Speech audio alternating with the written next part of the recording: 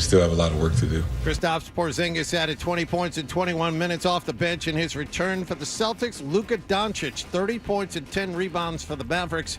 Game 2 is Sunday night at TD Garden. UConn head basketball coach Danny Hurley will reportedly meet with the Lakers today in Southern California to discuss their head coaching job. The deal is reportedly far from done, and Hurley has apparently not made up his mind yet, but he is LA's clear choice for the job. Former Celtics guard Delonte West will be arraigned this morning in Fairfax, Virginia. He's being held on a $2,000 bond. He was arrested again yesterday. He's facing a pair of misdemeanor charges, including violating the terms of his release and resisting arrest. The Red Sox handed the White Sox their franchise record 14th straight loss last night, 14-2 in Chicago. And Manuel Valdez hit a 3-run homer. Jarren Duran 4 hits, including a homer. This 4-game series continues tonight. And at the French Open tennis tournament, the men's semifinals take place later this morning. 2-seed Jannik Sinner faces Carlos Alcaraz, and the 4 Alexander Zverev will oppose Casper Ruud. Sports Hub headlines are brought to you by Deanne Van Lines. Take the chance out of your move and make the sure bet with Deanne Van Lines, an approved mover of the Department of Defense. DeanneVanLines.com. I'm John Wallach at Boston's Home for Sports, 98.5 The Sports Hub. Your next update at 6:30. This is Jaylen Brown. Jaylen Brown turns the corner. Finger roll is up and good. Score in the foul. Listen to home of the Boston Celtics, 98.5 The Sports Hub. Afraid, hello. Hello. Hello. Mm-hmm. Hello. Hello. Hello. Hello. He's naked. He has a sword. Let's talk about cheese. Bruins are back from the West Coast. What the Is it okay to use this for the radio? Yeah. Welcome to the show, you sweet bitch. 1986, the last time the Celtics made the conference finals, only losing 2 games. It's become a rite of spring in Boston. Tonight, they're the first to reach the Final Four. Miles Turner will jump it against Al Horford, and the 2024 Eastern Conference Finals are underway. Forces it up over C. No! He tied it! He did it! Jaylen Brown from the corner with 5.6 to go. Pump fake, kick out, open. Tatum steps to his left, 3 in the air. Got it! Big boy, step up at the right time, man. Oh, Tatum, yes, yes, yes. How fitting would this be for Jaylen to finish his perfect night with a 3? Woo-hoo! Man. And Jaylen drops 40 in game 2. Celtics turn it over. Nembhard, put back to late Siakam, hand slide. Celtics get a run out of the gym here on the road in game 3. Kick out, Derek White. Good look at a 3. Got it! Dribble handoff, Jaylen Brown turns the corner. Oh! Throws it down violently on Turner. A brutal right hand slam. Tatum open, watch the straightaway 3. Got it! 3-point game. Holiday attacks the paint, rises, scoops, scores, and the foul. Kane Corso, you dealing with a rock beast. Nothing iller, this is Godzilla Unleashed. Kane RT, you don't want Come on, playing defense. Kane Corso, you dealing with a rock beast. Nothing iller, this is Godzilla Unleashed. Hulk rap, Alfred and Green. Game of Ray, Grandma Banner here for the team. Scoops it up, blocked by Jaylen Brown. Derek White for 3. Got it! Derek White from the right corner has given Boston a 105-102 lead. Put the ketchup on the French fries. Wow. And people ask me why I didn't take the TV job. Wow. Hey, good morning. We are the Toucher and Hardy radio program, Town Fair Tire Studios. We are brought to you by FanDuel Sportsbook. Make every moment more with FanDuel. Oh, Jesus, please watch us on YouTube. Oh, God. And when you do so, you have to subscribe. And you can see me. I am at Hardy. Wait a second. I hear you. Where are you? It's funny. I kept it a secret. I haven't told you where I am. I've kept it a secret a very long time. I am at the Hofstra University radio station. Oh, you didn't mention that. And it's better. There's more engineers here per capita than there have ever worked at the Beasley offices of all time. At this moment right now, there are like 18 engineers around. Are they all there There's for a guy- you, or do they have other duties? Everyone else here every other show that's here is garbage. No, I don't know who the hell else is here, but I'll tell you this: is that there are a lot of people, and they when I came in, you'd be very proud of me. I came in about 5:30 because I was only a mile and a half away. I can tell you now, I was at the Marriott in Uniondale. I will give you a moment to be jealous. And then and so it didn't take me long to get here. And I came in, and there were all these people waiting here. And everything was set up. There was a gentleman behind the board, and he's wearing a suit jacket. And you'll notice, I don't know if you can see me, I would encourage you to do so.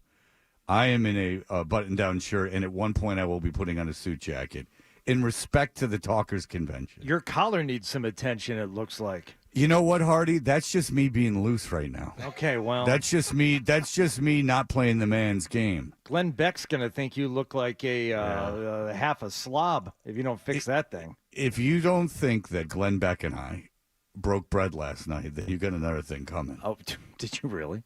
No. Oh, I thought maybe that was part of the whole scenario going down there, the meeting of the minds. No, I had dinner with my agent and then two people. I'm not positive what they did. They're lovely people, but I'm not. It was never really discussed what they did for a living. Oh, it's something in the business, but I'm not overly sure. But it was the Capitol Grill, and I got to eat at the Capitol Grill for and I didn't even have to pay. Huh? Goodness. I mean, you know, I don't. Do you think I'm alienating the audience? Do you think Do you think I'm being too much of a hot shot right now? I don't know. I mean, you're talking about a place that you can only go to if you're at Legacy Place in Dedham. I mean, this was at a mall. It's not like there's a. This was at a mall. But nonetheless, I was there. And I got to tell you, I do like Capitol Grill, though. So I'm a little jealous. I'm a little jealous of your Capitol Grill dinner. You get the steak. You get the cream spinach side. What are we talking about here? It's none of your effing business what I got, John, because that's for Mover Shaker headline makers to discuss, not some bird. I got the seed like you. But you are jealous because from here, I go to the School of Broadcasting, where there is a big shindig, and I'm doing what is called a fireside chat. Yeah, you've mentioned that, yes. So what they do is they have a roaring fire, and then the gentleman will sit down and he'll pepper me with questions. He'll try to shake me, guys. Right. But I will refuse to be shaken. I've been preparing day in and day out for this event. I couldn't tell you how prepared I am. And then I have a 4:00 flight out of here. You know, guess how much a lift from LaGuardia to here was? It's a 22-mile drive. Guess how much it was? $111. $140. Oh, God. wow. And I'm paying for all of this stuff. I have no idea why. It's nothing I wanted to do. Well, you keep saying it over here at all. Right, over and over and over again. I don't know why you, of all people, who have no problem saying no, you make a sport out of saying no for no other reason than it's your default answer. No. And instead, you say yes to somebody who, correct me if I'm wrong, you pay a significant amount of money to every year to perform a service, and you owe this person no favors. Well, 5% of my salary off the top is you're talking about pre-tax off the top. Yeah, so it's like $5,000 a year. No, it's 7 figures. I'm paying this lady. So, no, I put her through the ringer a little bit last year with my with some of it. Just a little with your hijinks. Well, a lot of us put her through a couple of us put her through the ringer last year. Shenanigans. Not all me, but nonetheless, ask her. Not all me, but she's asked me to do this. She went to Hofstra, and it is, in fairness, like it's a real legit situation here. It's You can tell. Look at me. Can you look at me? Will you look at me? Can you look at me on the screen? Yeah, I Hardy, see. you're on YouTube anyway. Can you just look at me? I'm looking at you right now. Do you see this? Yeah. This is the real place. There's some a guy in a suit with a ponytail in the other room. He's babbling about something. You know what? I got a feeling libertarian. You look. It's like Michael McKean's character in Airheads. I'm guessing this is like an Albany guy that's a libertarian dude. Oh, there you go. Nice. He speaks in a very loud voice. I wonder what he thinks of Glenn Beck. You should ask him. I think I'm out of here before Glenn Beck does anything, to be honest with you. I have you ever heard Glenn Beck on the radio? I don't think I have. I just saw I see viral videos of him crying about stuff. Like having mini mental breakdowns. That guy's on the air. Yeah, that guy that in there. I'm not going to make fun of someone helping me. No, the guy in there is on the air. You? Of course not. These are all younger people than me. I'm not gonna. They're all great. They're all nice. I'm not gonna make fun of them. Oh, stop presenting me like that. You're also no, but I'm saying this guy's got to be. You got to figure he's like a libertarian. Yeah. That suffers no fools. Whatever show he's doing, it is not for the faint-hearted. If you call into him, oof, better have your stuff together. Let's just put it this way: the government isn't giving you the whole story. Yeah, of course. Yeah. This guy knows. This guy's got it figured out. I mean, you know, they're trying to sell you a bill of goods, my friends. So there you go. But I did and I thought I was going to be miserable, but I watched the game alone in a hotel room last night, and I had no problem with it. I had absolutely no problem with it. It sounds kind of glorious. Yeah, it was not bad. But I'm not. You know, 3 days a week I'm home alone at night, or unless I got, I'm banging a bunch of chicks or something. Sure, right. You know how I do. But so being alone isn't that like for you guys or how it used to be for me. It's not like that novel a concept. But I got to tell you, I did enjoy. I did not mind it. I did enjoy it, and I did enjoy the game. And especially if you do not like Kyrie Irving, oh boy, was that the game for you. It was a lot of fun to watch. Yeah, I mean, he couldn't even dribble last Almost night. fell down a couple of times, had his shot blocked, dribbled off his leg, lost the ball. It was John, great. I'm going to go so far as to say he couldn't hit open three-point shots. Yeah, I don't think he has been that open in the last decade, and he missed two of them. It was almost like open. they were like playing off of him. Yeah, I know. Seriously. All right, but here I am, ladies and gentlemen. I don't mean to excite you, but I am I'm in Long Island, where my mother grew up, and I am here, and I'm prepared to do the show for the next 4 hours. Thank goodness. Hardy, I have a feeling when we come back, we're going to be very heavy on the Celtics. It was Red Sox too. But a fair amount of Celtics here this morning. Okay. Yeah, I'm looking forward to that. We'll focus in on that. Young Nicholas was out at the big-time game last night talking to the people. We will have that for you a couple times. Mike Gorman at 8:20, Cedric Maxwell at 9 o'clock, who are two legends.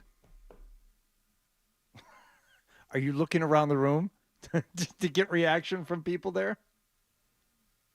I'm just making sure that these kids know who I'm talking about. Did he sit back and They named the press box guys after Mike Gorman.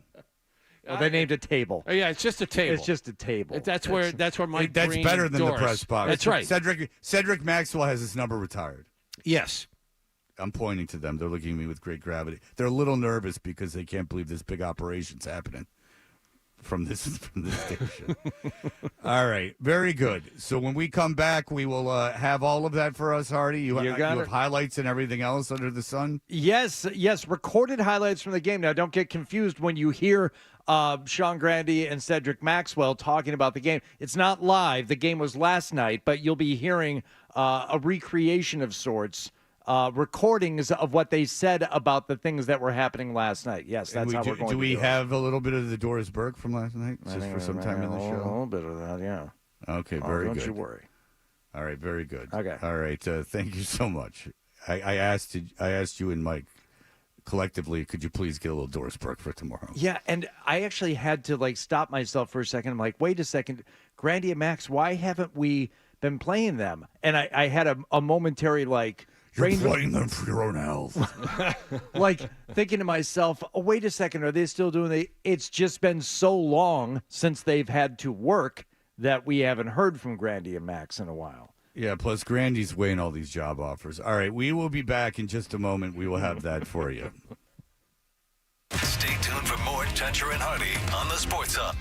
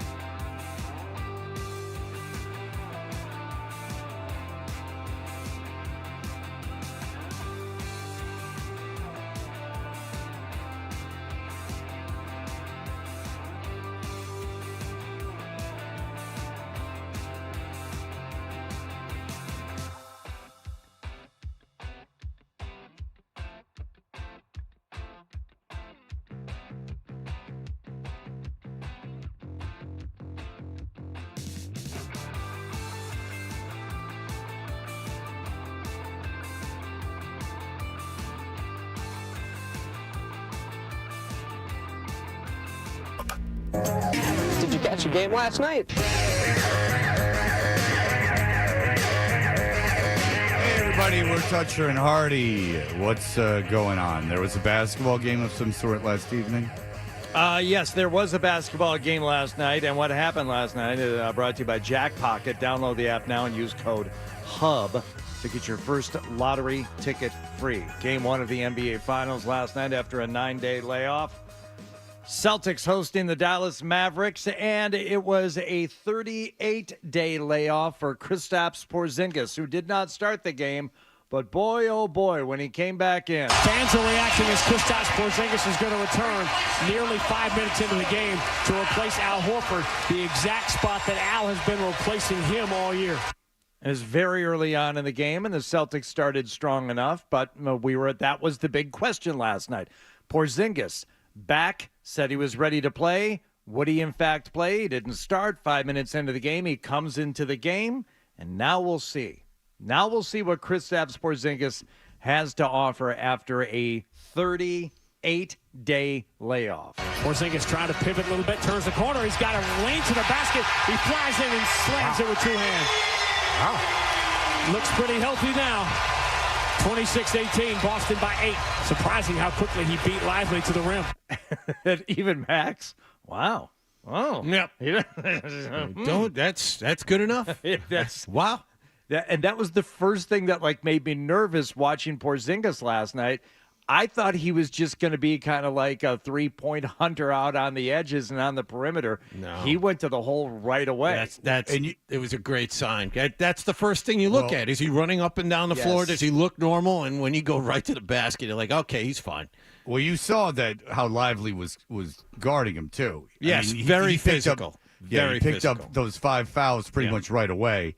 The instructions were to knock him around, and it didn't do any good, which is a credit to Porzingis. The thing about it is, Fred, it wasn't that he was just knocking him around when Porzingis went to the basket. Porzingis was 30 feet from the basket, and Lively was trying to push him off his spot way out there. Well, Lively got called for a foul, I think, when Porzingis was without the ball outside of the three-point line. Yes. He did. He was leaning on him, and I guess that's a good strategy for if this series goes over 4 games, that maybe the idea is to wear him down and maybe he re-aggravates something. But last night, obviously, I'm going to go on a limb and say last night it didn't have a negative effect on Porzingis. Part of the problem is if you're Dallas and your strategy is to do that, you have to stay in the game longer to keep Porzingis out there longer. Exactly. That was the best thing that happened with Porzingis last night, because let's face it, I'm not in the camp that Tatum had a bad game. I'm not in the camp that anyone had a bad game last night. So I think the Celtics win that game regardless if Porzingis plays like that.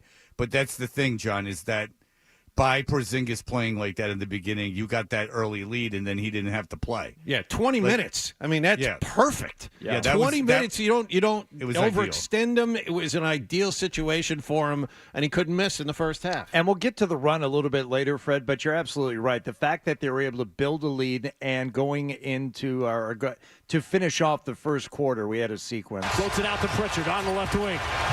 Pritchard shovel back to Porzingis, having a trail 3. Got it! Whoa, that's some good stuff here, man. Couldn't ask for a better start. Boston by 14. Kyrie forces one out, blocked by Porzingis again. Drew Holiday into the front court. Throws a pass out to the corner. Hauser off balance 3, and that's good. Man, somebody call the law. 23-5 is the Boston run, and the Celtics. How long has he been? The law. Call the law. I thought he was saying common law. No, call the law. Like him and Grandy have been together for so long that they were basically married. Fred, I think you're right. Somebody call the law. Yeah, common law. He's calling. John, to be honest with you, I'm no more certain about what you're saying than what I'm saying. Play it again, and I know he's not saying common law. He's not. I know he means call the law. He's not saying call the law. Man, somebody call the law. Yes. That is not the sound one makes when they say call the law. I think he would have finished it, but Sean cut him off afterwards. Yeah, that's what happened. That's clear. Someone is still angling futilely for that play-by-play job. No, he turned it down. No, Grandy talking turned about it down. me. I'm talking about. I'm complimenting Max too much. That's what I'm doing. understand. Believe me, no one loves Max more than me. I've never badmouthed Max at all. Very true. Max will join us at 9 a.m. this morning. But okay, that sequence, the Porzingis 3, down on the other end, hustles back, gets the block on Kyrie, one of 3 blocks in his first, 8-9 minutes on the court. Yeah, he blocked a dunk attempt. It was really something. Back down the other way, Hauser hitting the spot on a beautiful shot. Hauser able to be into his shooting motion as the ball gets into his hands. That was insane. Okay, so if you guys don't remember, I know you guys do, but if the people listening don't remember, Hauser's in the corner. He gets thrown the ball. His hands are already loaded and going forward, and I went, oh, my God, he's going to throw that over the basket, and it went in. Everything was going in. It was insane. You see the Celtics do this to, like, the Washington Wizards in December. You know what I'm saying? You rip off 9, 12 quick points. You don't see them do that in the playoff game or the NBA Finals, and all of a sudden it's 37-20.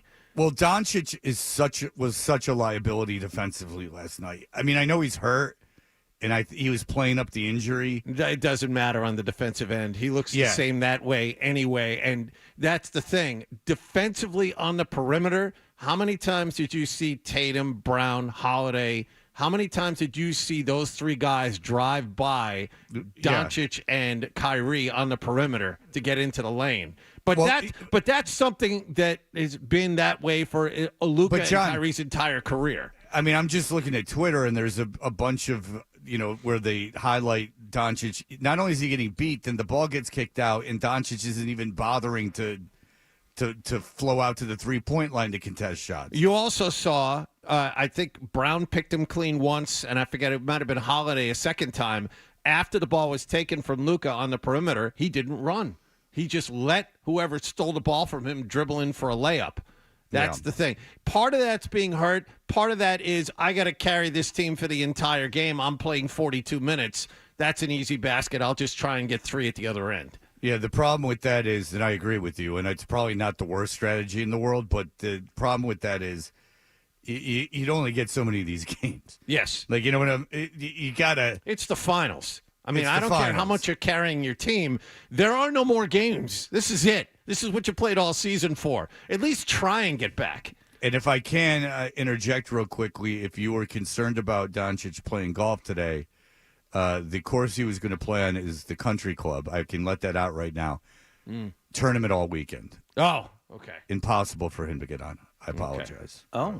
All right. Let's get back to Kristaps Porzingis, because really, if you weren't watching in the first half, you missed one of the more remarkable performances from a Celtics player after missing the amount of time that he did. As you said, Fred, everything is going in, and it wasn't just the points that Porzingis was putting up last night. Fans excited to see Porzingis shooting. He turns, fires, falling away, and hits. Tough shot. Porzingis is 5 of 7, 13 points in 9 minutes. And the rebounds and the blocks, and he was getting it done on both ends. And as if that weren't enough, Jason Tatum, who people are going to get on for his lack of points on the board, I get that. The rebounds that Tatum was getting, the facilitating that he was doing, the defense that he was playing, it was one of those nights where it would be easy to get on Jason Tatum. I see Wallach getting ready to squawk a little bit. I thought he was actually playing hard last night, and he was part of this I guess, mini run that they went on toward the end of the first half that gave them the biggest lead of the game. Derek White goes left side of Jason Tatum. Al Horford sets the screen. Tatum rocking the 3. Oh. Got it! Sandwiches for everybody. The Celtics have doubled up Dallas here in the first half. It's 58-29. 29. Wait, John, you have a problem with the way Tatum played last night? No, actually, I couldn't agree more. I thought he played a very okay. good game. Sorry not to be the contrarian, but No, your body language was all crappy over there. I didn't like it. I can see the narrative being written. You know what? In games like this, you have to. Great players rise to the occasion. For instance, in the third quarter, when Dallas cut the 29-point lead down to 8, I thought that was a period of time where Tatum needed to take over. And you know what? He did. Right, he actually was a facilitator. He was a guy who controlled the flow of the game. I thought he played very well last night. Yeah, here's my deal: is that who cares? The team, the closest Dallas got was 8, and then the Celtics made it 20 again, 16 right away. They closed the third quarter on a 14-2 run after they had that lead cut to 8. Well, if you come out of this game bitching about Tatum, you just want to bitch about Tatum, and you're just trying to find some angle on a game that was a blowout. Yes, but let's not gloss over that either, Fred, and not having to do with Tatum, but the fact that the Mavs got it to within 8. Tell me you didn't get nervous when this happened. I did. 72-61. Dallas trying to get it back under double digits for the first time since late in the first quarter, and they will as Luka steps to his left, hits the 3 over Jaylen Brown. The Celtics turn the ball over. They dared Luka to get hot. He has, and now we got a ball game. 4:27 to go in the third quarter. I'll tell you, I thought that I never thought Boston was going to lose. I did not think Boston was going to lose. But I did go, oh, wow, Luka's really hot. He's really hot from 3 for a second. He was hot for 3 for like about 2 minutes. It was the fact that he also was playing a little bit of defense that was right after his steal. And, the Celtics at that point were 1 for 7 for their field goals to start the second half, and that capped a 22-9 run by Dallas to begin the second half. But go ahead. But there was a 22-9 run. They only got within 8, and everyone else on Dallas was atrocious last night. Do you know why that was?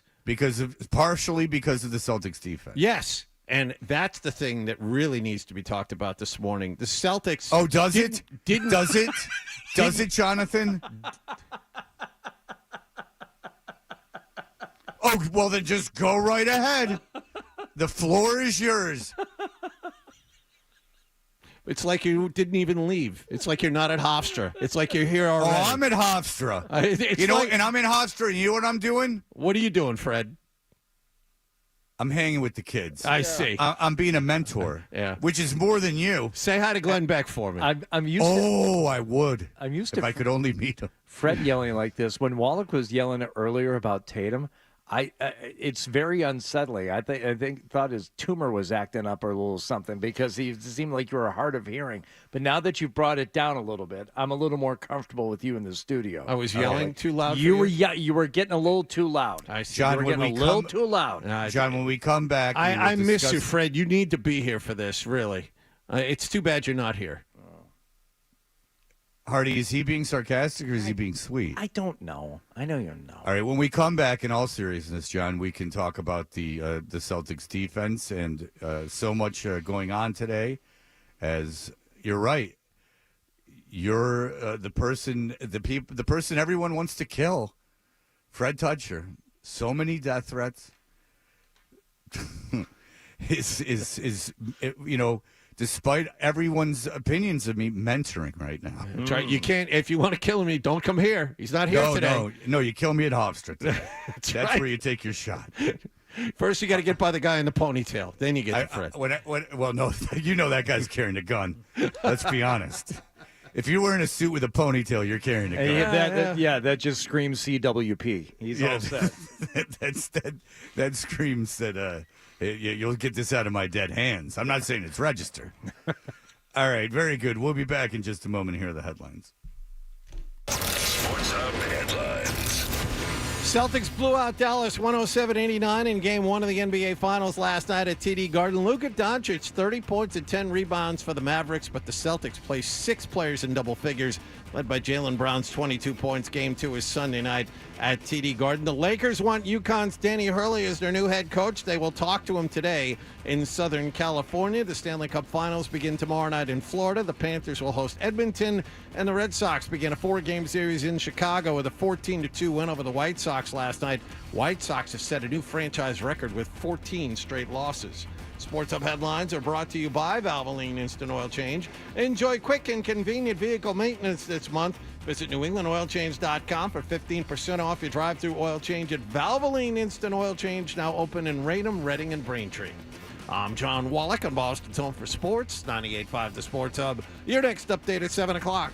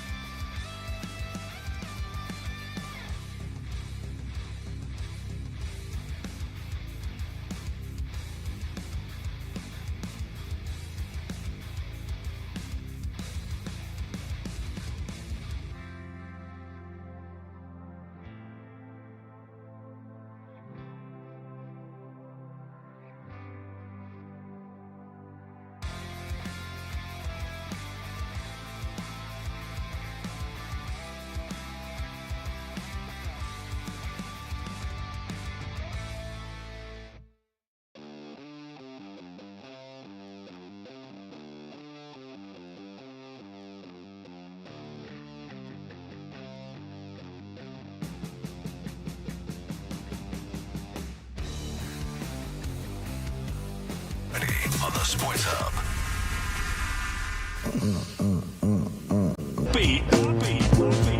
A really nice looking trophy. We're about to get another one in town. We're gonna kick it, root down. Big Poppy. What you want? Everybody's thinking ain't bigger than this. The last week and a half, they're gonna put it together. I can smell that. Phone is ringing. Oh my God. Put it together. Saying my boy's gonna represent. So we can celebrate. So we can celebrate. Put it together so we can celebrate. I can smell that.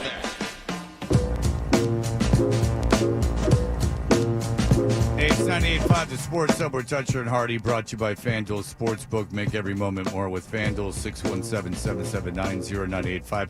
Let's go to Ben. Ben, go ahead. Freddie, baby. Benjamin, it's always good to hear from you, sir, especially when I'm helping. The Twitch love spreads all the way to Hofstra and back. And, I'm glad you're down there and not having to deal with the negativity of the in-studio bird Wallach there. I mean, at this point, he's going to throw the darts. It's unfortunate. Wallach, you're not getting – Red Panda's going to get a ring. You're not getting a ring. Just try to be happy for once, would you? How am I not happy about this Celtics win? I've heard you puffing up your chest and you're flopping your feathers, and it's terrible. Just be happy. Okay. Be happy for once in your life. All right. Yeah. Thanks. Ben, I love you. Thank you so much for I love you too. Being a voice of reason every morning. John, so what do you the Celtics defense, I saw you retweet Magic Johnson, which is a bad omen. I know. Would you like to hear the analysis from Magic, Hardy? I can read it very quickly. Oh, yes, please. Magic's a treasure, isn't he? All right. Well, Magic, who had the $1 million smile, says the Celtics defense smothered the Mavs and took them completely out of their game. Smothered. Like I said earlier this week. Remember when he said this earlier in the week? Of course. To the air. The Celtics just have more depth and firepower than the Mavs, and it was on full display last night. And that has 100,000 people have seen that tweet. Exclamation point. Which is more people that are on Twitter. All right, so John, but you wanted to highlight and showcase the Celtic defense. Yeah, an adjustment from Joe Mazzulla, who gets no credit whatsoever for being a decent head coach. Instead of doubling, instead of switching, he just had people stay with their guys, fight over picks. And that's the thing. Luka was able to score, but he had 1 assist last night because everyone else stayed home. And when you had the occasional time when people drove to the basket, you had the 7'3" guy there to block shots. Jaylen Brown, how many great blocks did he have at the rim last night? Man for man, man-to-man defense, I think the Celtics put on a show last night. I mean, you take a look at Kyrie, and yes, he was open a couple of times, but he really wasn't able to get on track at all. Give Drew Holiday credit. And it's like we were actually talking about this, Fred, last week. How would the Celtics defend Luka and Kyrie? And we were talking about Jaylen Brown being the guy on Luka Doncic, and he was for long periods of time. And you had Drew Holiday, a second-team all-defensive player, stay on Kyrie. And in the rare times when the Celtics were forced to switch, they have great defenders. Brown, White, and Holiday are 3 guys who can guard 2. Okay, you're gonna pick Drew Holiday off of Kyrie Irving. Derek White's gonna slide over. He's pretty good too. White can't guard Luka, though. You saw that. No, he can't. But you know what was really strange? Sam Hauser had to guard Luka more than once in the second quarter and really held up, which was the most shocking thing of the night. That was shocking, but I was also a little surprised that, I guess when you think about it, it's not that surprising that Luka could just muscle White like that. But Kyrie, I don't know what happened to him, but I mean, he was dribbling off his foot. Mm-hmm. He was missing, as we mentioned, quite literally wide open threes. No one within 5 yards of him, and he missed. Yeah, exactly. He was really, really, really off last night, and He can't. I don't imagine he plays like that again. And so what I'm saying is that wasn't all defense. The Kyrie part. Well, the Celtics were fantastic defensively, but the Kyrie part was not all defense. I mean, he would get to the rim and miss. He would miss open threes. He was terrible last night. It was. I'm sorry, but it was Kyrie. It was Luka. They were both missing layups. The Kyrie though, like losing the handle, which you don't see him do, Dribbled off his foot, and he didn't look and appeared to be thrown off. Yeah, they were booing every time he got the ball, but he did mention the environment in his postgame. Going against a great Celtics team, so we just had to get this one out the way, and we didn't perform the way we would have wanted to tonight. You know, it starts with me just being able to get out there and get us settled, just going out there and getting used to the way that the kind of environment was going to be. Wait a minute. No. You can't use that excuse now. What? Well, you said, you know what? It's going to be bad, but all you have to do is breathe. This is a tip for my youngins out there. You know, the environment's not that bad once you get on the floor. No, you can't go back and say the environment affected you. You spent at least 2 days telling us that it wasn't going to affect you. I mean, you can't have it both ways. Kyrie spent most of the night last night smiling. You know, you know what? I expected this. You know what? It's just one game. You know what? All you silly gooses out there, you can yell at me all you want. It doesn't affect me. Yes, it does. It does affect you. And I don't care how much you bitch and moan about, you know, not being able to settle your team down. It was your fault. Long periods of time. You had a chance to shoot your team back into the game and didn't.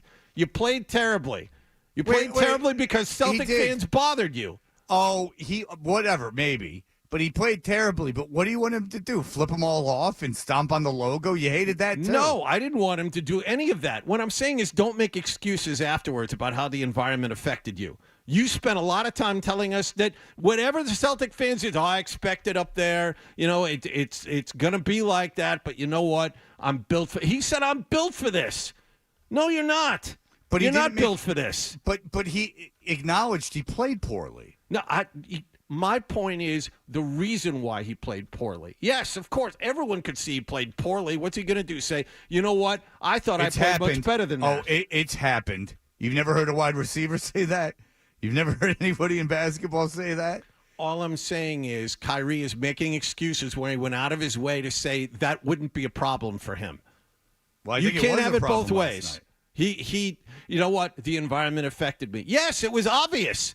But you spent a great deal of time saying that you had grown as an individual and nothing would affect you. All right, Hardy, where do you land on this whole thing? I don't think Kyrie was affected by the crowd last night. I think he was affected by, more than anything, his overwhelming desire to get the win against the Celtics on that court. But it wasn't the crowd. It wasn't people booing him that somehow got in his head. He just said he wasn't ready for the environment. He just said it. No, that's you're putting extra meaning into what he said. Play that again. Okay, all right, we'll play it again, and then that way you can hear that what you're saying doesn't make it. But play it 3 times so John can hear it. Do you hear him yelling again? By the way, he was yelling again just now. It's because I'm not there and he feels a little unsafe. It's yes, it's unsettling. Going against a great Celtics team, so we just had to get this one out the way, and we didn't perform the way we would have wanted to tonight. You know, it starts with me just being able to get out there and get us settled, just going out there and getting used to the way that the kind of environment was going to be. Getting used to it. So at what point in that do you is there proof that the crowd got inside his head? No, what got inside his head was really good Celtics defense, and probably the fact that the Celtics were hitting everything last night. Porzingis comes in like he hasn't missed a beat. That line drive three-pointer of his has just fallen through the rim. Hauser's hitting shots. Kyrie's getting his shot blocked. That's the environment he's talking about. He's not talking about people up in the 300 level going, boo, every time he touches the ball. Getting used to the environment is the Celtics making shots? That's the environment he's talking about? A metaphorical environment, John. I disagree. I think that the situation overwhelmed him and his team. It's not like Kyrie's never been in the finals before, and it's not like he's played in front of a hostile crowd before.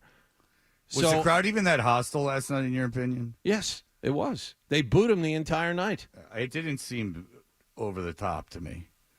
It was very, very loud. Maybe because it was such a blowout. And did you ever look at the crowd when they would show people that had what we now know to be $15,000 seats? And you saw them and you went, how did they get $15,000? I saw there's this fan called Nathan Nibbler, and he dresses up. He points at the free throw shooter from underneath the basket the entire time. These guys, these season ticket holders, are always there. I wonder if there were DEA agents outside of the building just waiting to pick those guys off and go, how'd you get the money? Because it was not. Thanks, sir. It was not. Who are you thanking? What'd you get? What's happening? Well, first of all, I'm always thanking people because I'm that kind of guy. I got a piece of paper because I wanted to write something. I jot notes down during the show. I got a piece of toast. I got a nice piece of toast. Yeah, they're getting me breakfast. It's a big thing. I write down insults to tell John throughout the show. And I save them. Because they come so rapid fire, you don't want to use them up all at once. Well, day after a game, I want to let you guys talk a little bit, but it's like a roast, like when you're sitting there and you take notes. Right. It's just all insults. But to be honest with you, look, here's my thing with Kyrie, because everyone's going to talk about it today. I'm not on this show. I think that the whole Kyrie thing is a little played. F Kyrie, okay, I've heard it. Screw Kyrie, he's the worst. Okay, I get it, right? He's a villain. That I understand. I don't know how many times I have to hear it. Not from you guys, right? Not from our audience. I just don't know how many times I have to hear that narrative. And second of all, with John, I honestly don't think he can win with you. He did everything you wanted him to do last night. He played like crap. Mm-hmm. He took ownership of it. I don't think he was terrible to the officials. He seemed to realize he was playing bad. I really just don't think he could win with you. Everything went right last night. You're raising your voice at Kyrie, and everything went right last night. It's just, if Kyrie came back to the Celtics and was good, would you like him again? Probably not.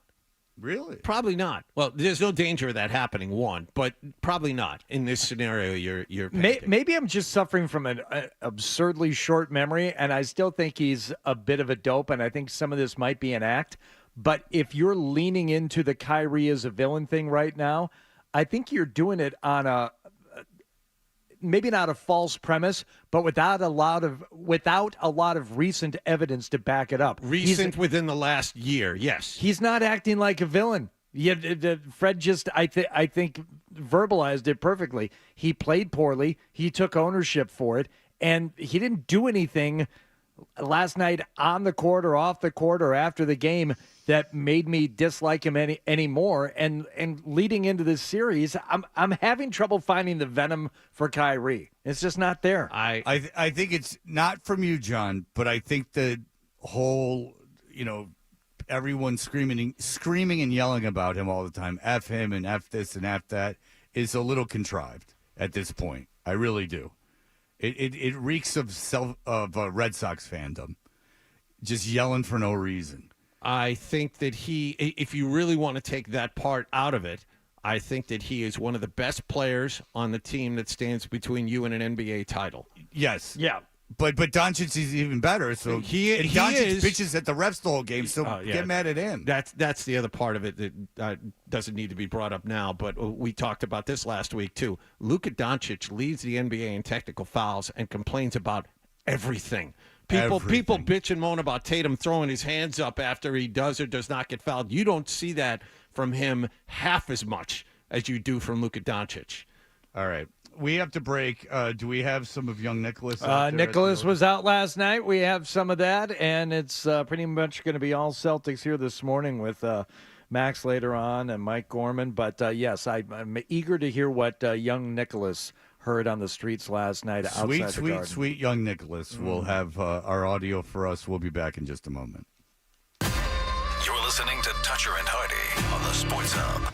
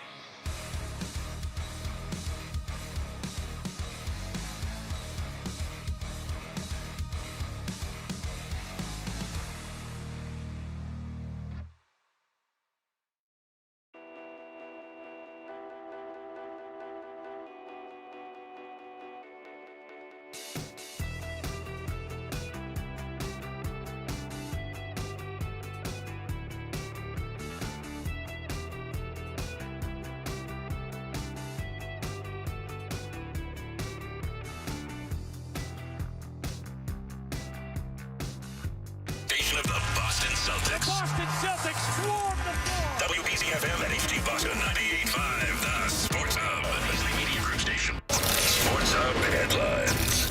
Well, Jaylen Brown was voted the NBA's Eastern Conference Finals MVP a couple of weeks ago and did not slow down in Game 1 of the Finals last night at TD Garden. Jaylen Brown, watched by Kleber. At the edge of the logo. Going to pull up, just shoot the three. Oh. Yes! A spectacular close to corner number 3 for the Celtics. They lead by 22, 14 straight. That's Sean Grandy and Cedric Maxwell here on 98.5 The Sports Hub. Brown scored 22 points to lead the Celtics to a 107-89 win over Dallas in Game 1 of the best-of-7. Kristaps Porzingis added 20 off the bench in his first action in over 5 weeks, and the Green put this one away with a 14-2 run to end the third. Game 2 is Sunday night. The LA Lakers are reportedly meeting with UConn's Danny Hurley today in Southern California as they try to entice him to become their next head coach. Hurley reportedly has not made up his mind yet, but he is the Lakers' top choice. In NFL news, Kansas City defensive end B.J. Thompson is in stable condition this morning in Missouri. He suffered a seizure and went into cardiac arrest at the Chiefs facility yesterday. Kansas City has also re-signed wideout McCall Hardman. The Stanley Cup Finals begin tomorrow night in Florida with the Panthers hosting Edmonton, and the Red Sox begin a 4-game series in Chicago with a 14-2 win over the White Sox last night. Tanner Houck cruised through 7 innings for his 6th victory of the season. Jarren Duran added 4 hits, including a homer. The last-place White Sox have now lost 14 in a row. This 4-game series continues tonight. Sports Hub headlines are brought to you by 128 Plumbing, Heating, Cooling, and Electric, the company that finishes every job strong. If your home or business has a plumbing, HVAC, electrical, or drain issue that can't wait, you need to call 128 now at 888-CALL-128. I'm John Wallach at Boston's Home for Sports, 98.5 The Sports Hub. Your next update at 7:30. If you've got the app, you've got Toucher and Hardy to wake you up no matter where you are. Or who may or may not have been to jail. Get the app. The 98.5 The Sports Hub app.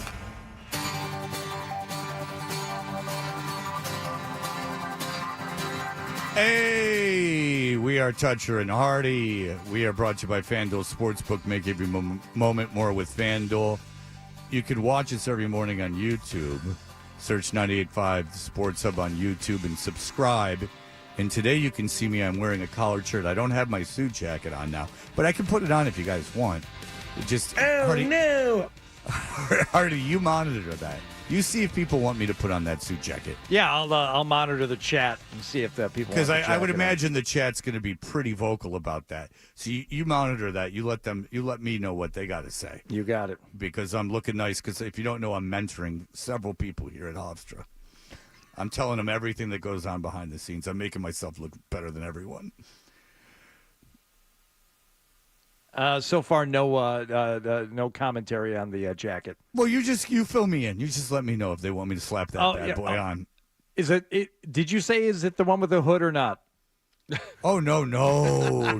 Okay, that's my hip jacket for going out on the town. This is I'm conducting a fireside chat. We have one request for the hoodie suit jacket. Two requests now for the hoodie suit jacket. Yeah, of course, because those are probably ladies, and they would like to use it as material to pleasure themselves. But this is just a blue blazer and the jacket. Multiple requests for the jacket and a flat brimmed hat. No, guys. This is a very professional affair. Okay. You'll see that there's a guy yelling with a ponytail in the other room. He has not stopped yelling since we've gotten in here. It's really something else. How many people are going to be at this fireside chat watching you and absorbing the information you're giving? I could give you a sarcastic answer, but I have absolutely no idea. I would guess a couple hundred. Okay. Oh, that's significant. That's a big fire. Yeah. Oh no. The fire is going to be what the inspiration in their bellies when I'm done. When I'm done telling them the good news, which is he is coming soon. Yes. There we go. And only the true believers will remain. Well, we know what was happening last night. See the people hanging in the bar in the evening on a Thursday night. Last night, Thursday night, game 1 of the finals. A little light is shining off the parquet. Lets me know everything's all right. And young Nicholas was out. Banner 18 makes me feel fine.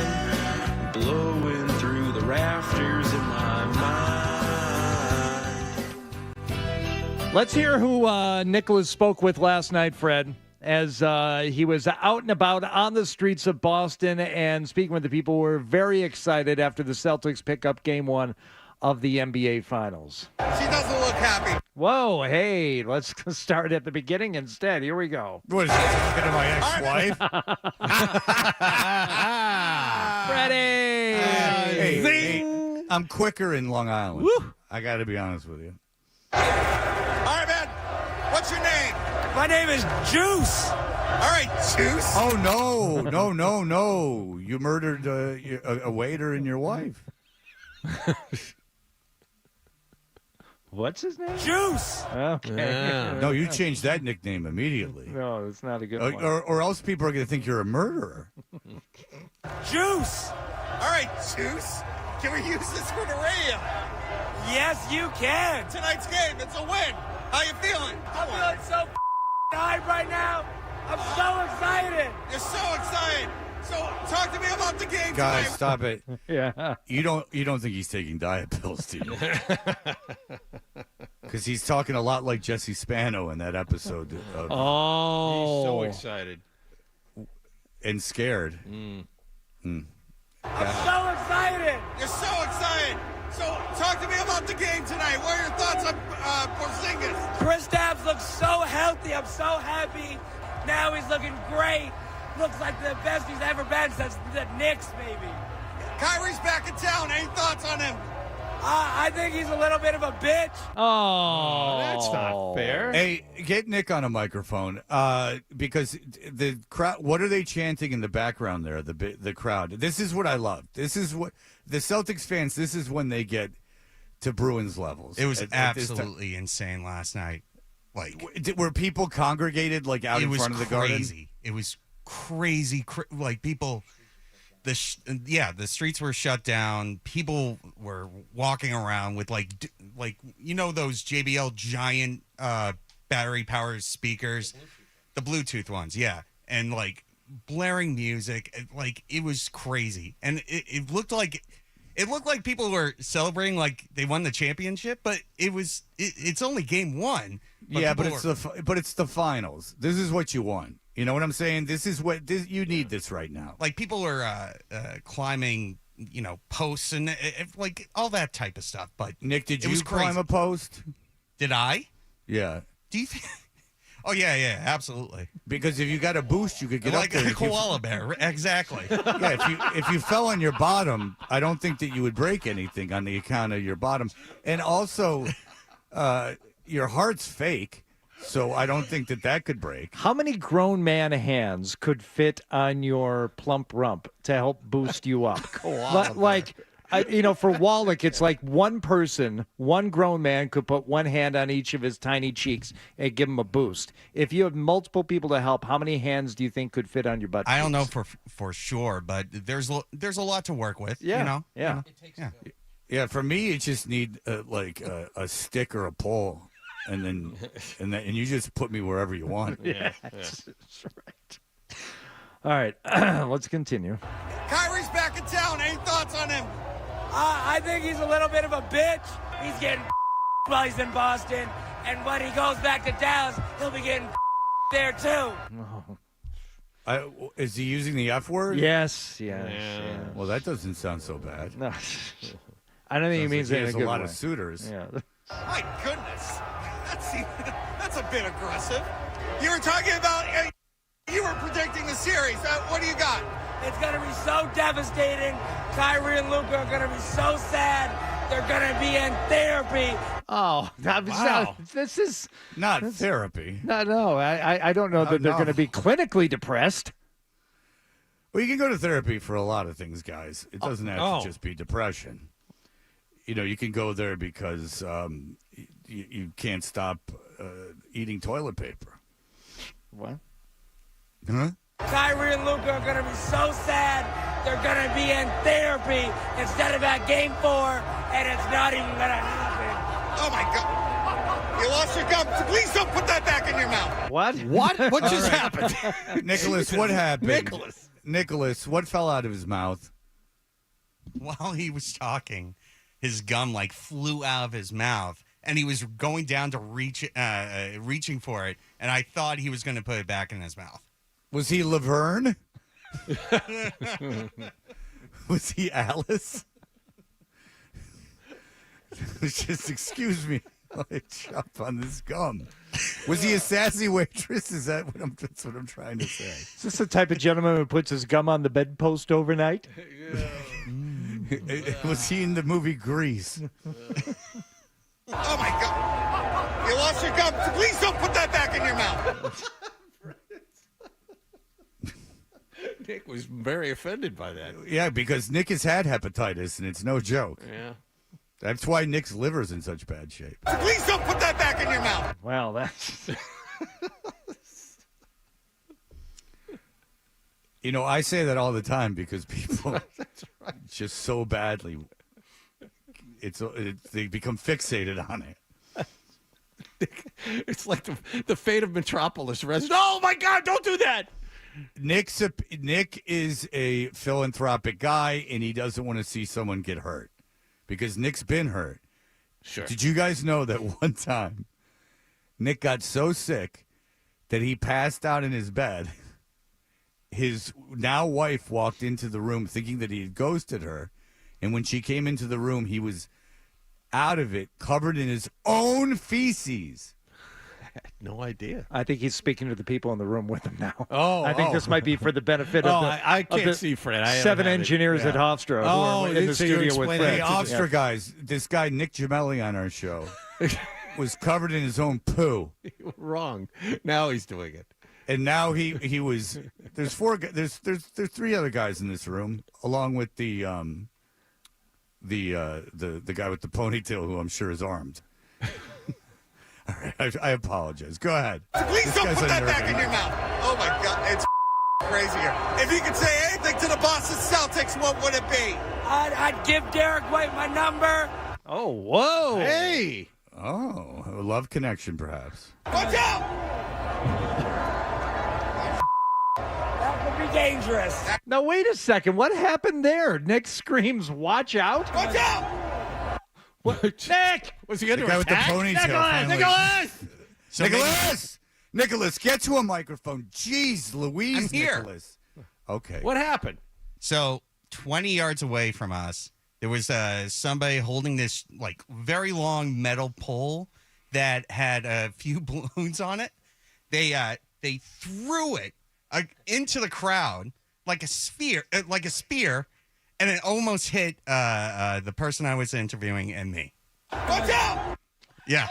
You know how much you could sue Beasley for? Oh, you would be so wealthy. I know. I was like, rats. All right, Charlie Brown. She doesn't look happy. All right, we'll end it right here. Yeah, I think it's a good but people very excited. Yeah. I'm so excited. You're so excited. I just can't hide. You lost your gum. Please don't put that back in your mouth. I'm about to lose control, and I think I like it. Watch out! Watch out! Oh my God, it's crazy here. Well, Nick, that's good. All right, you want to do one more? Sure. Yeah, let's do one more right here. All right, here we go. Nicholas out last night after the Celtics 107-89 win over the Dallas Mavericks, Game 1 of the NBA Finals. There's something. So I don't know who this person is speaking to, but we're about to find out. What's your name? Justin. Can we use this for the radio? Justin. Nick's finally met his match. Nick's like just pulls out like an Uno pack of Uno cards and goes, "Let's play." Finally.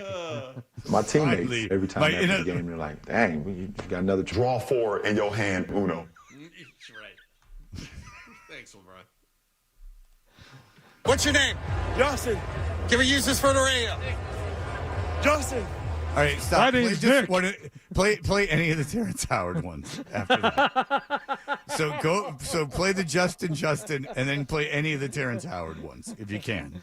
Yeah, we should be able to do that. I know you're juggling things, but I would enjoy that. That would tickle my funny bone. Okay. What's your name? Justin. Can we use this for the radio? Justin.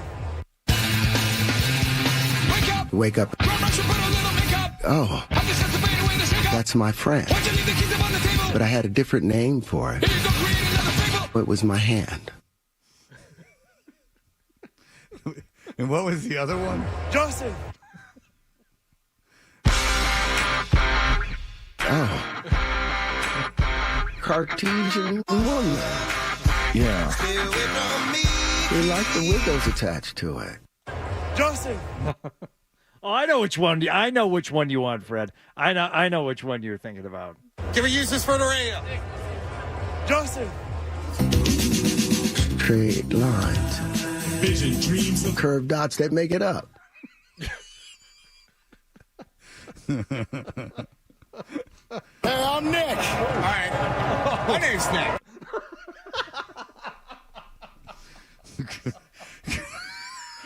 The curved dots that make it up. Can we use this for the radio? Justin. Is it okay to use this for the radio? Yeah. All right, great. Talk to me about tonight's game. It's a big game. It's the final game. They don't even know. No. There's many more to play. This is game one. It's game one, Justin. It's the final game. They don't even know what we're going with. All right. That's it. The Celtics are the Bulls. There we go. There you have That's it. the hot take. Celtics are going to win. There's no other reason why. What's They're the Bulls. There's no other reason why, Justin. The Celtics are the Bulls. The Celtics are the Bulls. Seems like you went pretty hard tonight. You started pre-gaming at what time? 1 p.m. Jesus Christ. The Celtics are the Bulls. Okay, so this is the level of intoxication where he finds a phrase and he figures, I can just keep repeating this over and over again. And people seem to like it, and they don't seem to think I need to say anything else. So I can just I can get away with just repeating. The Celtics are the Bulls. And I don't have to worry about actually comprehending any conversation. Yeah, good for him. Yeah. Nick met his match. The Celtics are the Bulls. $2 beers. Where? No. Nowhere by the garden. Not inside. That's for sure. Nick said that even at Sullivan's, they were like $8 a bottle. Yeah. No, I'm gonna guess that there's no $2 beers going on anywhere near the city. $2 beers. $2 beers. Cougars. The Celtics are the Bulls. All right, talk to me about Porzingis. He's a secret. He's the Bulls. I'm telling you, he found it. Yeah. I can keep doing this, and it's going to be okay. Well, everybody's the Bulls. The Celtics? The Celtics are the Bulls. All right. What about Kyrie? Is he the Bulls? Who? Kyrie. Sorry. If you could say anything to the Boston Celtics, what would it be? I have an idea. Straight lines. vision, dreams of Curved dots that make it up. The Celtics are the Bulls. Just throw it all up against the wall there. Wouldn't that be funny if he was like, is there anything you want to say to the Celtics? There's no such thing as straight lines. If you could say anything to the Boston Celtics, what would it be? Celtics are the Bulls. Oh, there it is, of course. Mm-hmm. All right. I don't know when that became a compliment, but nonetheless, that is. All right. We have to go to break. We will have more of Nicholas coming up at 8 o'clock as he was out there. We will have our wonderful, wonderful Doris Burke. By the way, J.J. Redick was just talking his head off last night. He had a lot to say. Yeah. He was suddenly freed from the constraints of applying for a job. Yeah, he could open up the door, let all the knowledge flow out. Yeah. What percentage of that game do you think was him talking? Oh, at least 30. I disagree. He didn't say. That sounded like a man whose pride has been taken from him. Sounds like a man who needed a little humility, who got a little humility, is what that sounded like to me. All right, so we'll be back in just a moment. I'm so excited. You're so excited. I just can't hide.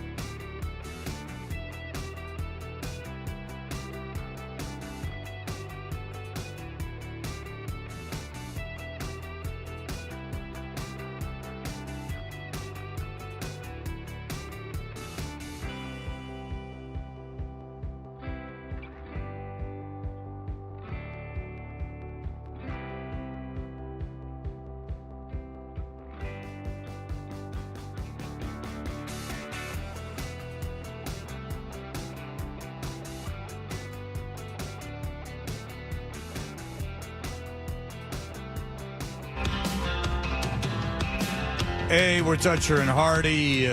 We got Mike Gorman coming up at 8:20. Cedric Maxwell coming up at 9 as the Celtics with a easy 107-89 victory last night.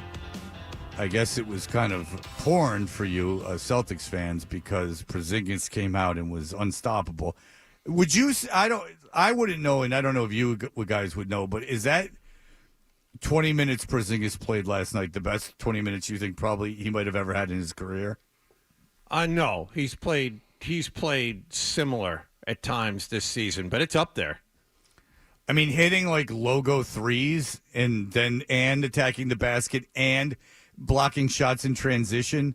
You've seen him play like that? Because I'm not doubting you. No. But I want to make it clear, like he played like the best player by far, and there's at least 3 Hall of Famers on that floor, and he was better than all of them. It's the spot too. I mean, you have to factor that in after being off for over a month and then showing up, presumably as cold as anybody could be for Game 1 of the NBA Finals to do what he did in those 20 minutes.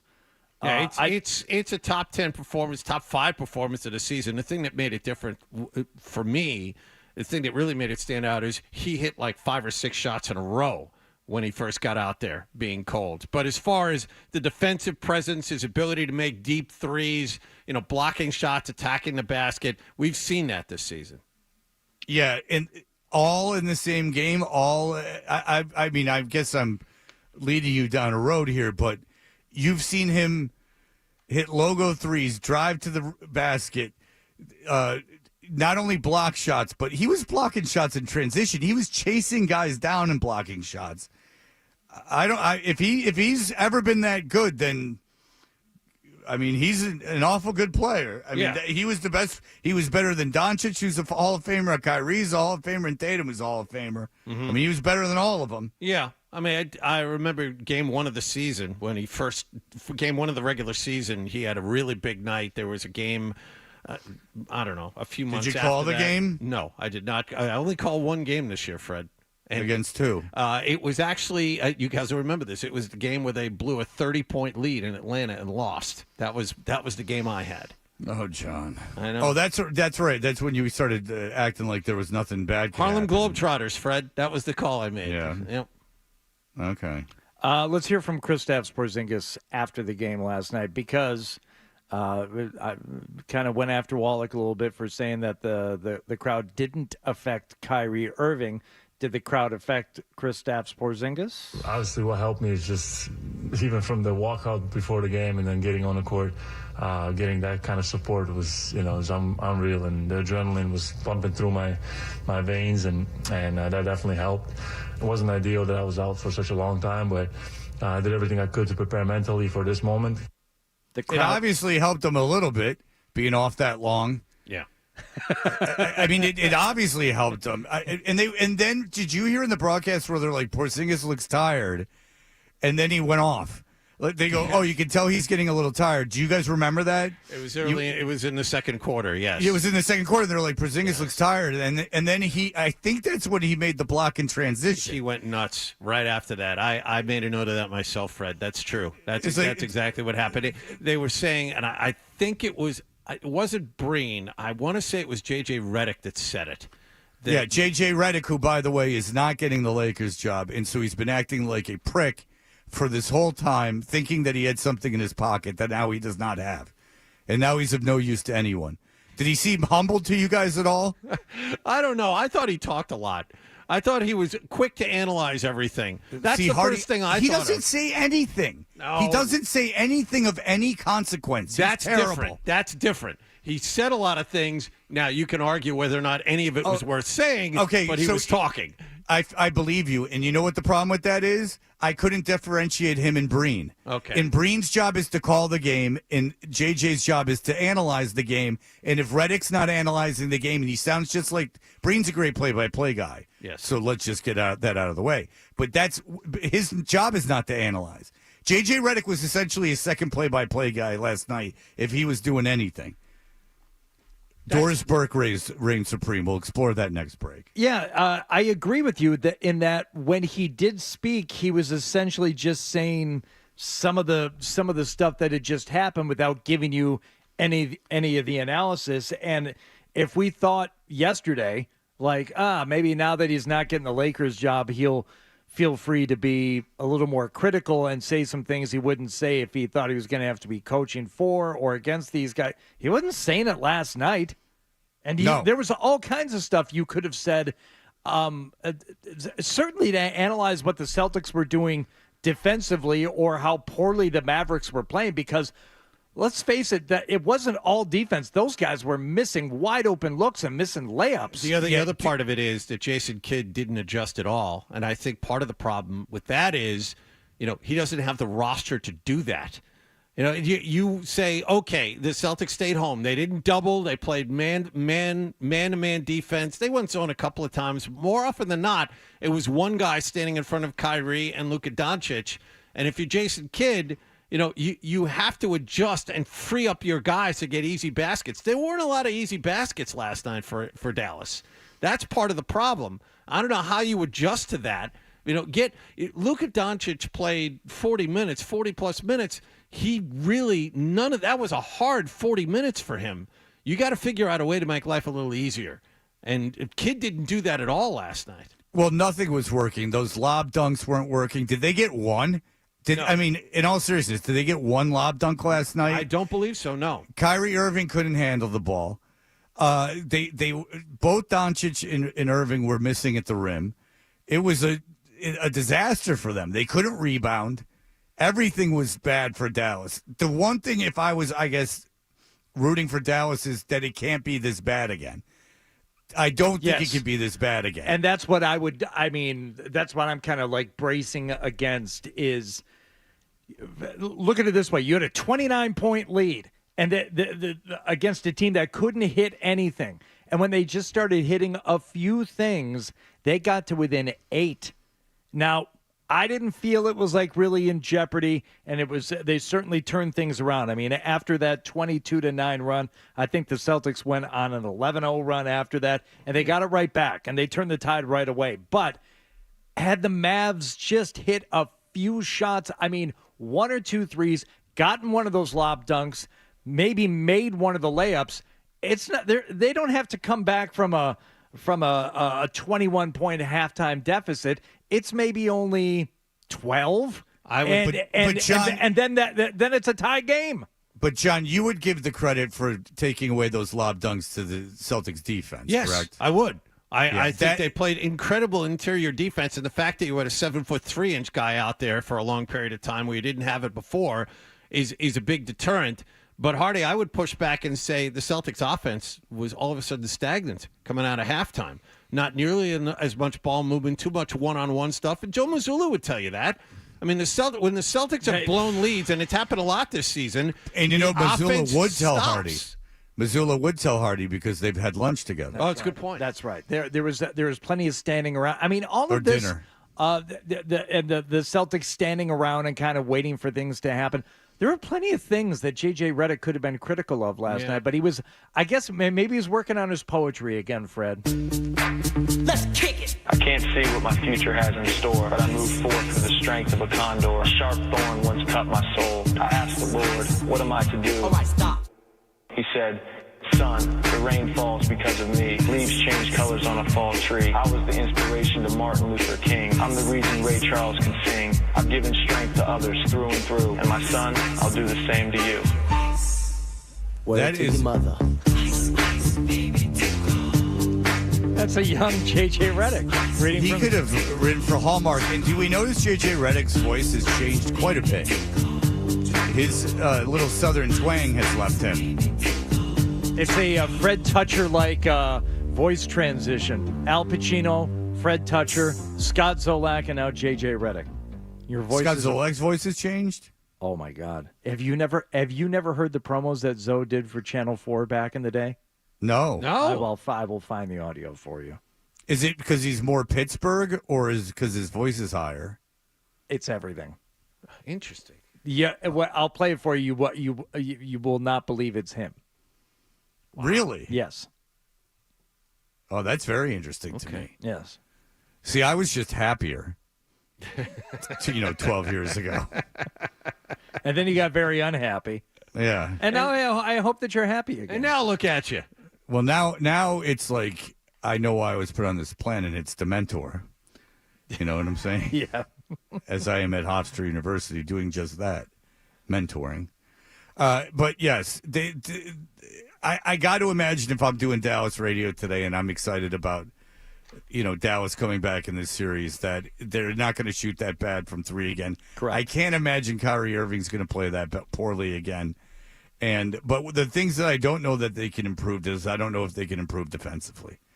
Unless they come up with something, I don't know what they can do. Lively is not going to commit 5 fouls like that again. He's going to stay out there longer. Yeah, but John, Lively committed those 5 fouls, and Kidd wasn't taking them out because I think Lively's point was, we talked about this, is that Lively was just going to beat up on Porzingis. I think they're going to change that. I think they have to change that. Yeah, so Lively will be out there a little longer.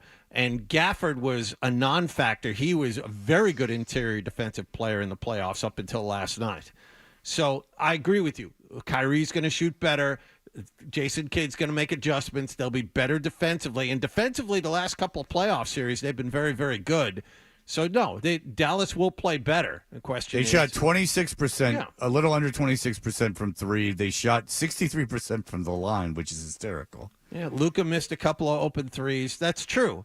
They are going to play better, but you keep going back to, on paper, top to bottom, the Celtics have the better roster. And if Porzingis is able to stay out there and look like he did last night, I'm not going to say he's going to make 7 shots in a row.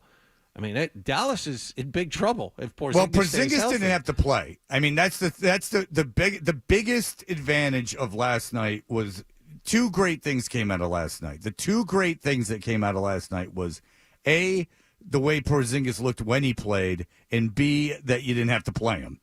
That you got a chance to sit him. Yeah. That he played 20 minutes. Yeah. So say, like Joe was saying, the over and under for him playing 3.5 games in this series, well, you just added a half a game.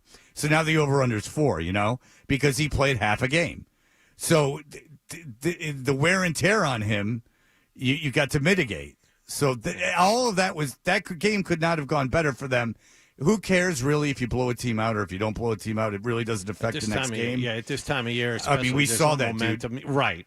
That Nuggets-Minnesota series, and then the Indiana I think the Indiana Knicks series, there was like 30-point differences every night. Yes, and wild swings momentum one way or another, game to game, regardless. But yes, Porzingis didn't have to play a lot of minutes. He gets an extra day off. They don't play again until Sunday night. And regardless of what the outcome was in Game 1, the health of Porzingis is key. So why did Tillman not play? Is it because of his relationship with Tommy Izzo? Sure. Were you disappointed, Hardy, when they did not put in Tillman? No, I was not. I took it a little personally. I'm happy enough when Hauser's out there because his brother played at State. I'm like, okay, that's enough of a connection. There's so many Hausers, though. They're all over the place. Yeah. They're trying hard everywhere. They're trying as hard as they can everywhere they go. All right, when we come back, there was a national broadcast, and you know what that means. The only person who was giving any analysis worth a while last night was Miss Doris Burke. Did you hear she made history? That may have been mentioned. Really? I did make history. I make history. The biggest game ever caught with just using hands. I climb a tree and I jump on the beach. That was not the history we were referring to, Doris. It was a history-making performance last night, not just for the likes of Kristaps Porzingis, but for you, too. I mean, we should talk about that. I killed Lincoln. No, wow. Not that. I did, and then I said, the actor did it. Look at him. I put on a big hat. Look at his shoes. I put on a big hat and a beard. And disguise myself, as was the fashion at the time. Did you tear limb from limb? Is that what happened? No, I shot him. Oh, okay. But I was for that I used a gun. Okay. But I kept some blood if you'd like to see. I was present for his primitive doctoring that took place afterwards for the bloodletting and the leeches. You know why George Washington had wooden teeth, if you want to talk about history? Why? Torture. Oh. I pulled them out one by one with a French. I said, "You're going to give me that wig." And he wouldn't give it up. I also chopped down that cherry tree with a karate chop. History Dorisburg. Historical Dorisburg. I bombed Dresden by stomping on stuff. All right, very good. This is a natural evolution from venison Dorisburg to historical Dorisburg. to survivalist Dorisburg, and now historical Doris. My ancestors. All right, so we'll be back in just a moment. Sports Hub headline.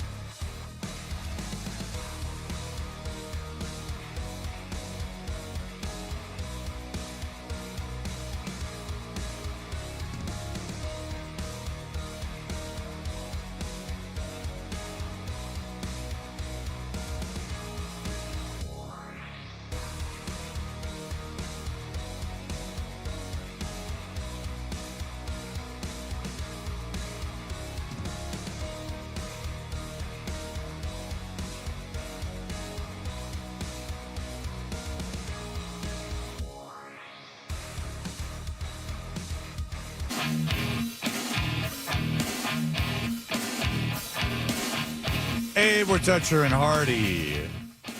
And we are brought to you by FanDuel Sportsbook. Make every moment more with FanDuel. As I am mentoring many people at Hofstra University, I have a sea of young men that I am, and women. I can mentor women too. I have no problem with that. I will mentor anyone looking to be mentored.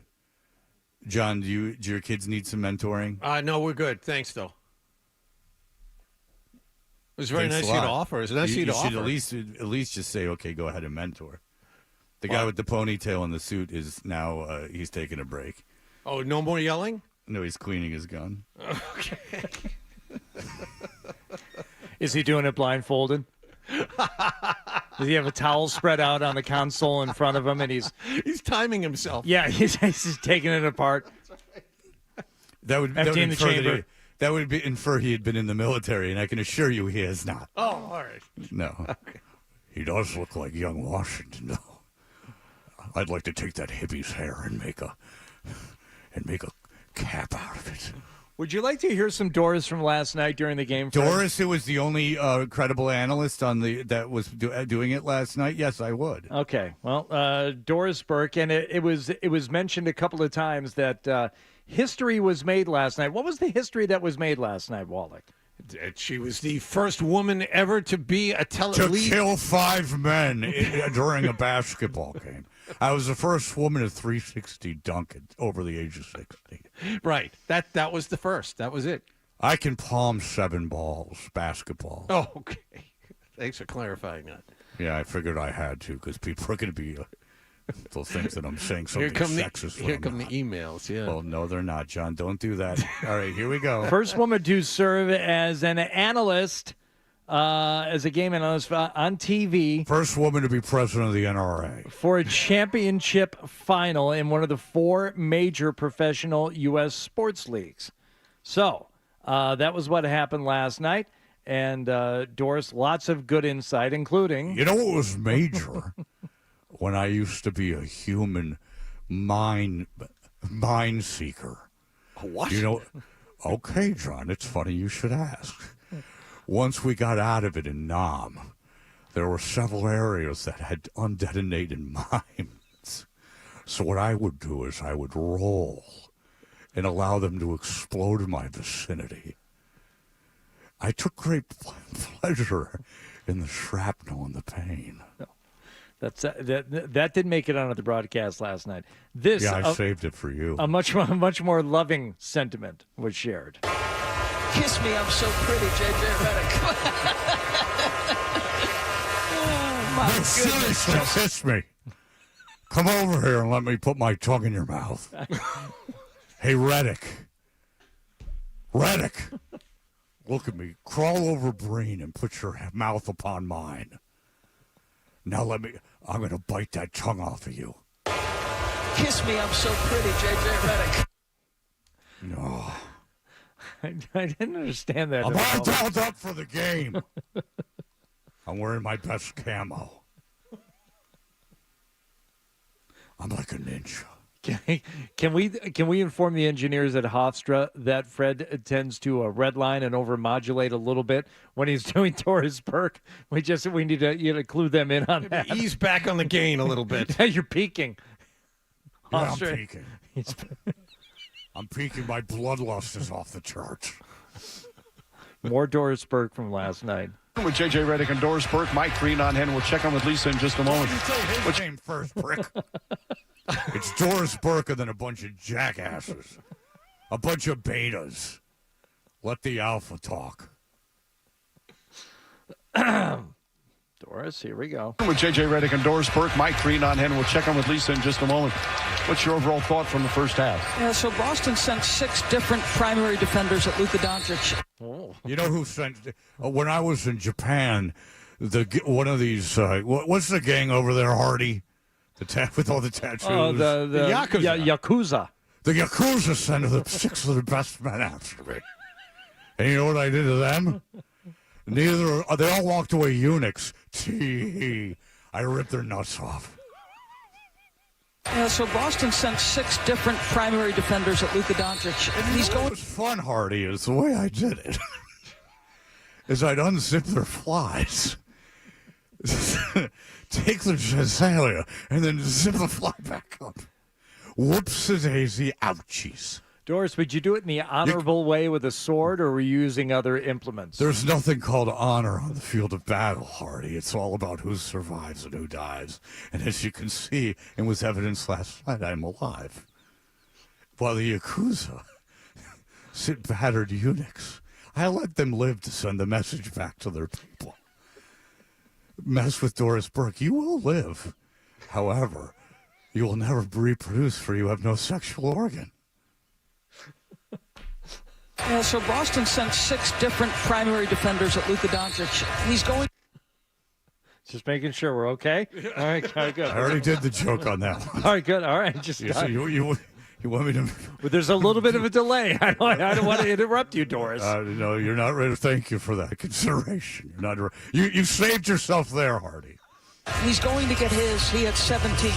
Can you make it difficult? Can you disrupt? Can you make it difficult? You can. It's easy to make it difficult. Sometimes when I know my opponent is of no match, I'll blindfold myself and tie a hand behind my back, and only allow myself the most rudimentary of weapons. Perhaps a rock. I'll go biblical on him. A sling? You know what's fun? Yeah, a slingshot. I'll find a big fella and just nail him between the eyes with a rock. I shall fell the Philistine with nothing more than a rock and a sling. Oh, I love the Old Testament. I kill people that way all the time. The guy with the ponytail in the next room's into it. All of a sudden, he heard Bible. He started licking the glass. All of a sudden, he's paying attention to what's going on next door. He's going to get his. He had 17. Can you make it difficult? Can you disrupt his rhythm? You know how I used to disrupt the rhythm of the North Vietnamese? How's that?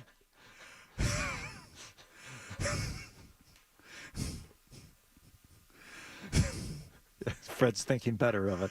No. Is that censoring going on? Yeah, is that what it is? Yes. Yeah. Okay. Boston has answers defensively. They are sending them at Luka. Yeah.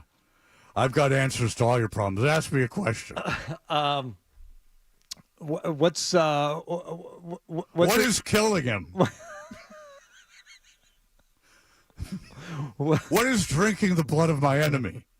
Would you like these in the form of a question? What would be a good question to ask you at your fireside chat later, Doris? Oh, what part of your body would you like burned in the fire?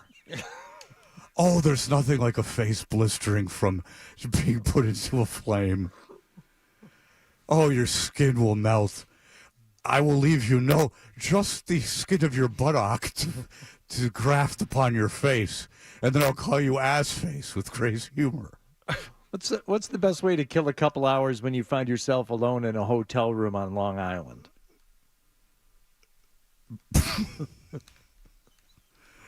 What? Solitaire? Well, you got me there. I guess it's just a deck of cards. Just relax and kick back. All right, very good. We have to do boner reads here. This is very exciting. We will be back. Nicholas was out on the streets. We will have that for you in just a moment.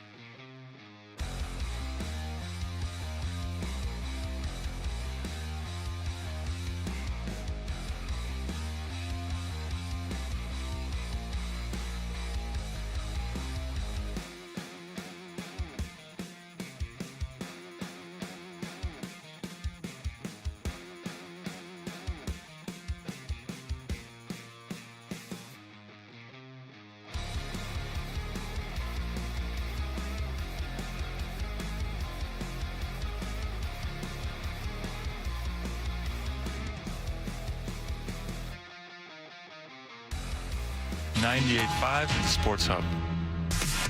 You're listening to Toucher and Hardy on the Sports Hub. Porzingis way outside, knocks down another. What a start in his finals debut. Irving blocked by Porzingis. He's doing it all. Holiday, Hauser, three-pointer. It's a Celtic avalanche here in the first quarter, a 17-point lead.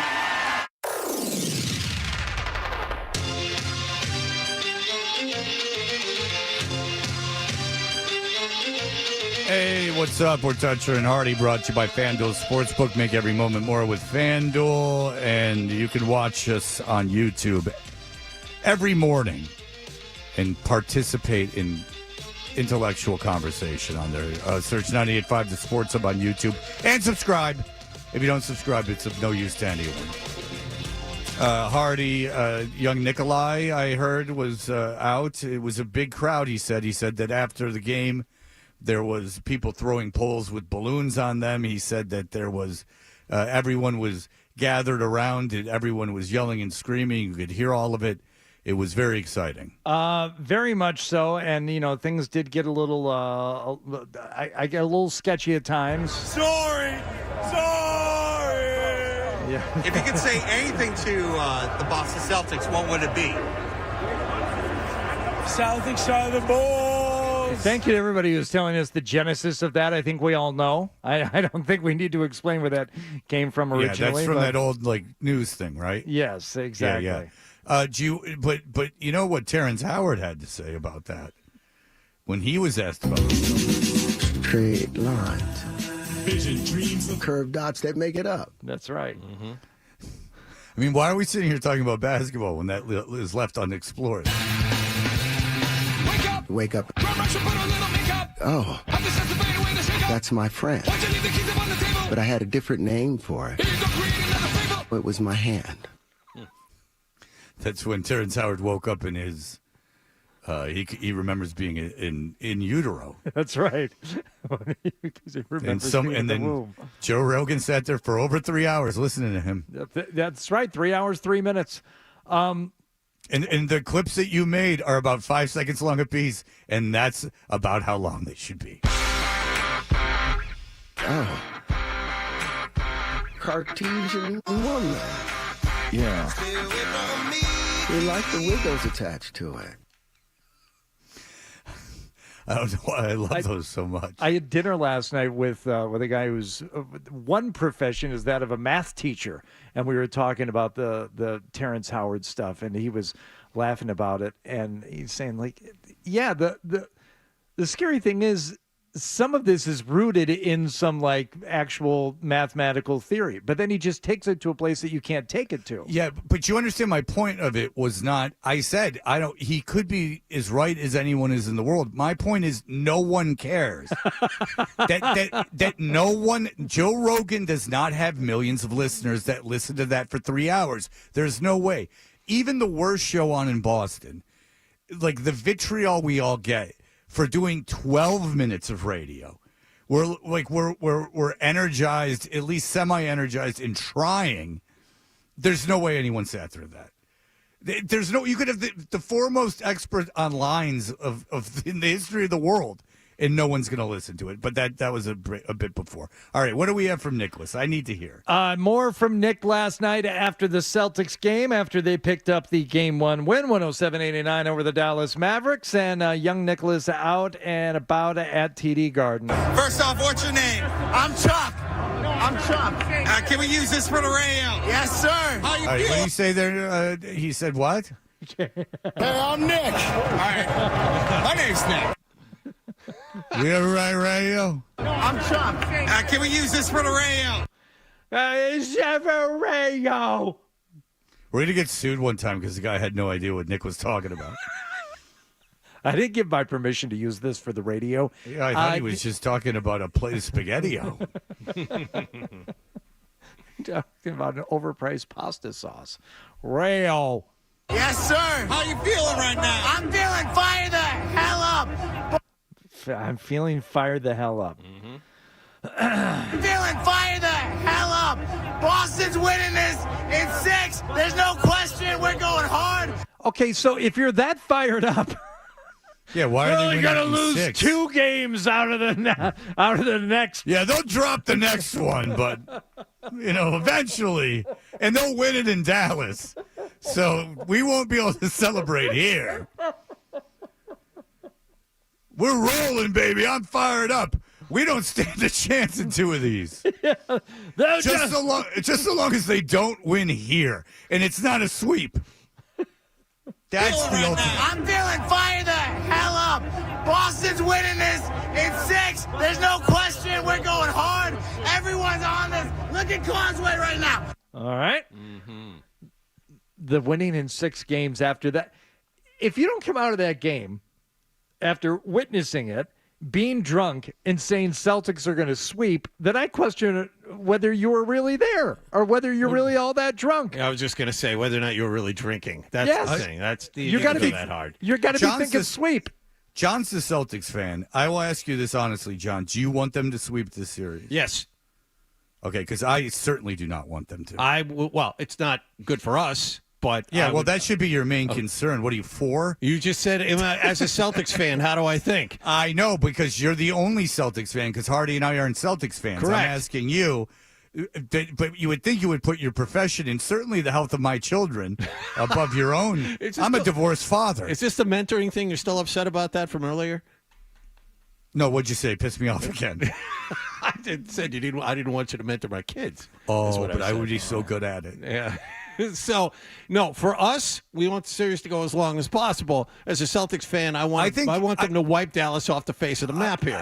I think, unfortunately, Game 6 would be in Dallas, which would take away the excitement of having it here. But I think I would maybe Game 5. Sir, it needs to go more than 4. That would be I do the not want perfect to sweep. scenario is they give Dallas a game there and then blow them out in Game 5 here to win it. Yeah, that would be bad. perfect. That would be the perfect Well, perfect scenario. would be for the Celtics to win it in 7. That would be perfect. Yeah.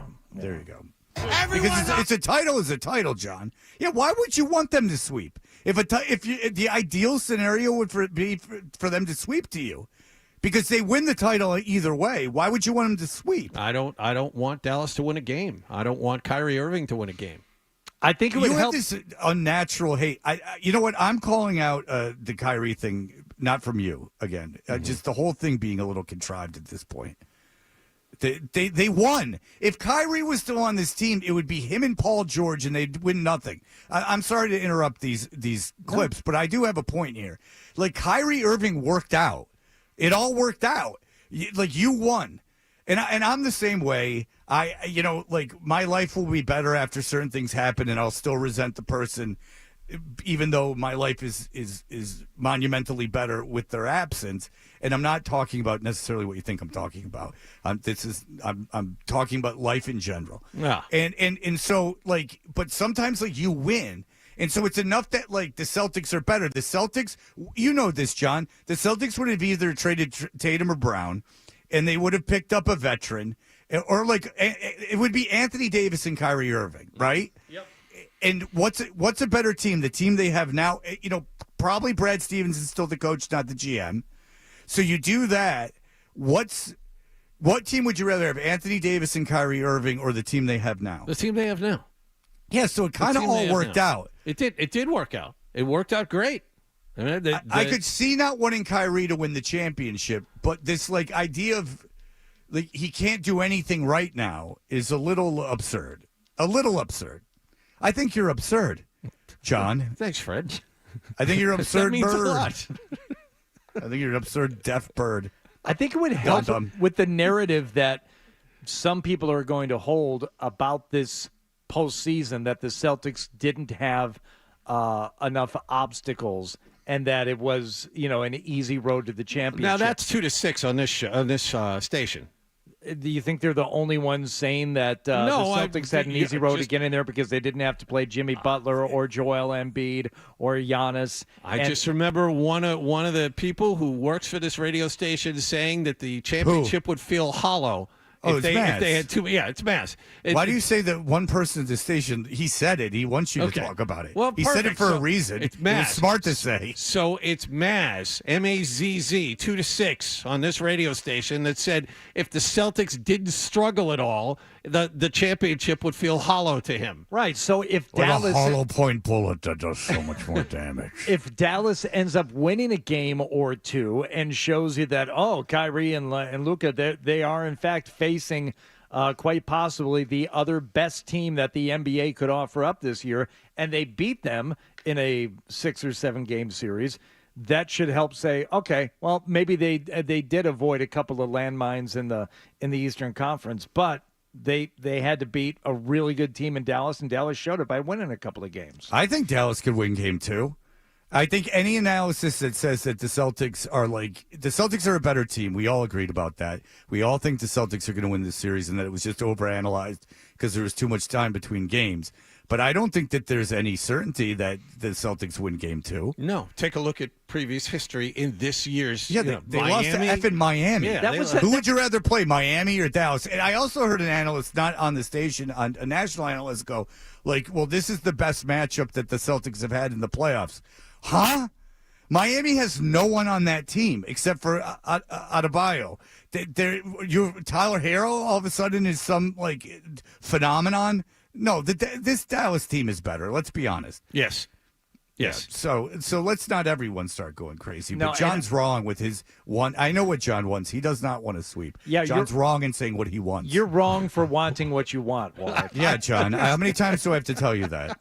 You don't want more money. You want that going to me. Talking about game 2, Fred, I heard another analyst this morning, a national analyst, say something like, well, the Celtics at home, this is, what they do. This is all they've been doing. I'm like, yeah, right up until earlier in this postseason, no, the Celtics are not winning at home at some impressive clip over the last couple of years. That was quite the opposite. So anyone who's saying it's like, oh, of course they're going to do it. They're going to do it at home. This is what they do. Like, dude, you haven't been watching. Refresh my memory about the Miami series last year. How did that all go down in the Eastern Conference Final? Poorly, as they lost Game 7 at home. After falling behind 3-0. Yes. Yeah, they lost Game 7 at home. Mm-hmm. So there you go. Well, Jason Tatum sprained his ankle. If that hadn't happened, they would have won easily. All right. Oh, have you ever had one of those, though? It can swell like the Dickens. All right, here we go. One more clip of young Nicholas, and then I got to talk to Mike Gorman. He's my friend. Boston's winning this in 6. There's no question. We're going hard. Everyone's on this. Look at Causeway right now. I've never seen Causeway like this in my life. All right, hold on. Paint us a picture. What does it look like right now? A whole lot of green. I'll paint you a picture. It's just it's a triangle of black line. And it represents my father. It's just did you say a black line? I throw black paint at a canvas, and I said, life is darkness. Whole lot of green. That's all I can say. A lot of green out here. We winning this in 4. Let Go, the baby. down. Oh, no. A whole lot of green. He's changed his mind. He's gone from 6 to 4. Uh-oh. Season 5, baby. Let's go. It's season 5 all day, baby. All day. Kyrie! If he was standing here right now, Kyrie, I would slap him in the face. Wow, Yeah, and then he would beat the hell out of you. So good for you. If you know what would happen if those guys saw Kyrie, they'd ask for his autograph. That's pretty much true. Yeah. So you're awesome, man. It's gone too far, and now it just seems corny to me. The whole Kyrie thing has gone too far and seems corny to me now. I apologize. I might be the only one. Go ahead. wow, that's assault. Yeah. I'd go to jail. I don't give a Our white boy's better than your white boy, Dallas. Oh. Why you gotta take why it did there? you bring race into it? How what's dare you? Come on. You know, that's the thing about Doris. I don't see skin color. And you know what helps with that, fellas? And I suggest they teach in the schools. What's that? Dissecting humans. Guts all look the same. If I held up an African-American man's intestines and a white woman's intestines, and I mix them all up, you wouldn't have a clue whose intestines were whose. Isn't that fun? If I ripped off while it's still beating hard and held it up to your face, Hardy, and then I took out Nick's, you would notice a difference because one's got a valve in it and the other one works normally. It's no metal thing that's clicking. What about if you were to remove their heads and looked at their craniums? Would they? Oh, John has even for me a despicable scar. It's scary even to me. Get out of here, baby. All right. Give me a prediction for the series. I got season 5. Your dad likes guys. Homophobic and racist. Yeah, there's a little bit. I like. That's a rare double. That recap had good. everything. Yeah. Wow. All right, listen, let's talk to Mike Gorman, shall we? It's fun to talk to him. The guys here, and I'm being sarcastic, the guys here are excited. They're a lot of them have ties to Boston. One gentleman's from Brookline. Other gentleman is from Rhode Island. I'll let them talk at the end of the show. I'll give them the thrill of their lives. Huh, guys? Oh, you should see it. They're almost weeping with pride. Let them take over about 9:45, and Wallach and I will get a jump start on the Yeah, weekend. it'd be perfect. Oh, you guys are party animals. I know it. Yeah. All right, we will talk to Mike Gorman coming up in just a moment.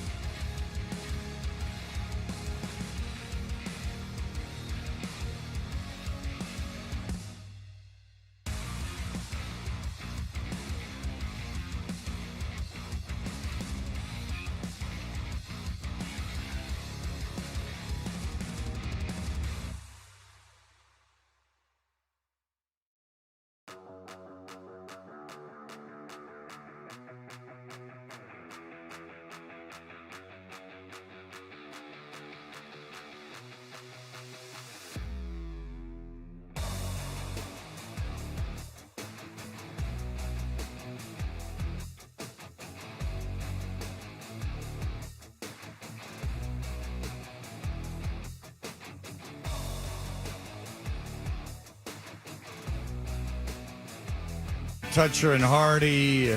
Mike Gorman is the legendary voice of the Boston Celtics.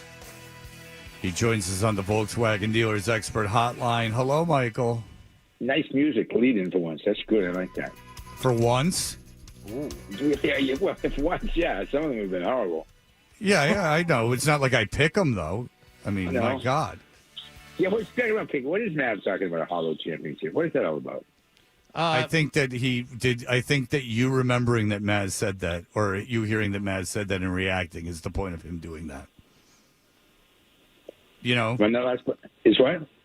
I think that when he looks at like this run and what angle you're going to take because they're dominating everything, the angle to take is, well, this one doesn't mean as much because I'm not enjoying watching it as much as I have the others. Yeah, but what's he nuts? So? What does he want? The idea, Mike, is for you to remember his take. That's the idea. The idea is for you to remember it and get angry at it and then listen more. That's the idea. Yeah, he has that take, and the take is that not only do the Celtics have to struggle to win this one for him to really enjoy it, they have to win more than one. Otherwise, it's a waste of time. Yeah, that's the other one. Yeah. Keep that bar up, huh? All right. Yep. Mike, I need you to know this, though, while we're talking, is that remember how you were ushered into the business through mentors? I am at WRHU in Hofstra University right now, mentoring many people. Are you right? I am broadcasting I'm broadcasting here as a mentor. But you're broadcasting as a mentor, and you're mentoring them to have careers in broadcasting? They all want careers in broadcasting. I tell them it's an elusive thing. I say you have to have all the talent. I say you can work as hard as you want, but there's certain people like me that have been gifted that have a gift. But I'm like, I can see that gift in all of you. Oh, that's the money line right there. Yeah, I can see that gift in all of you, huh? Yeah, and then I say for $10 you're not wasting your time here, or what? I said for $10 a week, you get my pamphlet. I'll send it to you, a newsletter once a week. Where all the jobs are, right? Yeah, it's exactly. I'll teach you radio, and now's the time to get into radio because it's thriving. Do you remember Broadcast Magazine? You remember that? No. Oh yeah. No, I don't. In the back, and all the want ads were in the back. Yeah, I remember Radio and Records had all the want ads in the back. Yeah. Yeah, oh, geez, I lived off that thing. I tried to live off that thing when I first tried to get in this business. And I kept sending out resumes that they send a tape. I go, I can't get a tape. I can't get a tape. If I had a tape, I'd have access to a studio, and I wouldn't need you. So that was So what I did, Mike, is I used to look at those ads, and I would bring like boxes of tapes to the library, to the post office, and send them out. And what's funny is Hardy, his first job, right? Hardy was in Lansing. Yeah. Hardy worked for this alternative alternative rock station in Lansing. And right after he left there, I had sent a tape to them. And not only did they not hire me, the program director sent me a letter saying that I would never work in radio, that I was that bad. He was so offended by my tape that he said that I would never work in the business. When I finally got access to a studio and I could cut something, I remember I said I used to call them chain tapes. I said, if you don't like this, just make 3 and send it to somebody else. Yeah. You know, or you'll have bad luck for the rest of your life. That's right. That's right. Yeah. Exactly. You got one of those, huh? I remember that. Mike invented that scam. Mike's the forefront of it. All right. Were you there last night? Absolutely. All right, cool. And so now, were you surprised? Does this game say to you, the Celtics are by far the better team, this is going to be easy? Did last night tell you that, or did Dallas have Dallas's poor play have a factor in that? Well, I think what showed me more than anything else is that after Luka and Kyrie, there isn't anything there. And unless somebody, 2 guys, step up and start to play some basketball off those 2, I don't see how they even win a game, to be honest with you. I mean, I could see this ending in 5. I want to end this as quick as possible. I'm right beside John on this. I want to end this and see you later. See, this is the thing that I was kind of cautioning myself about last night, Mike, was I don't think Dallas can possibly shoot as poorly as they did again last night. The missed threes, the missed layups. Defensively, I know the Celtics were doing a lot to disrupt them, especially with some of the pick and roll stuff and the lob dunks, and that they can keep up. But Dallas is going to hit more shots at some point in this series than they did last night. And, as poorly as they played last night, they still got it to within 8. So I didn't get the same sense that, oh, boy, this thing is over before it even began. Yeah, I agree with everything you said up until, again, I just don't see them. I think this one in 5, which would be great because I don't think anybody wants to go back to the Dallas for Game 6. And I don't think there's much that they can do to go back to the drawing board in the next day and a half or so here and come up with a new scheme of things. I just don't think there is. Luka's going to be Luka. He's going to take the shots. He's going to get his 30-plus points. Kyrie, who's now 0-11 against the Celtics, by the way, is really was sad last night. He was very busy during the game. I've never seen this. I've been doing this, 100 years. I've never seen. He had a running dialogue going on with a guy in about the 6th row, and he's running up and down the court, and he's yelling at this guy and giving this guy kind of the finger. Yep. And it's just crazy.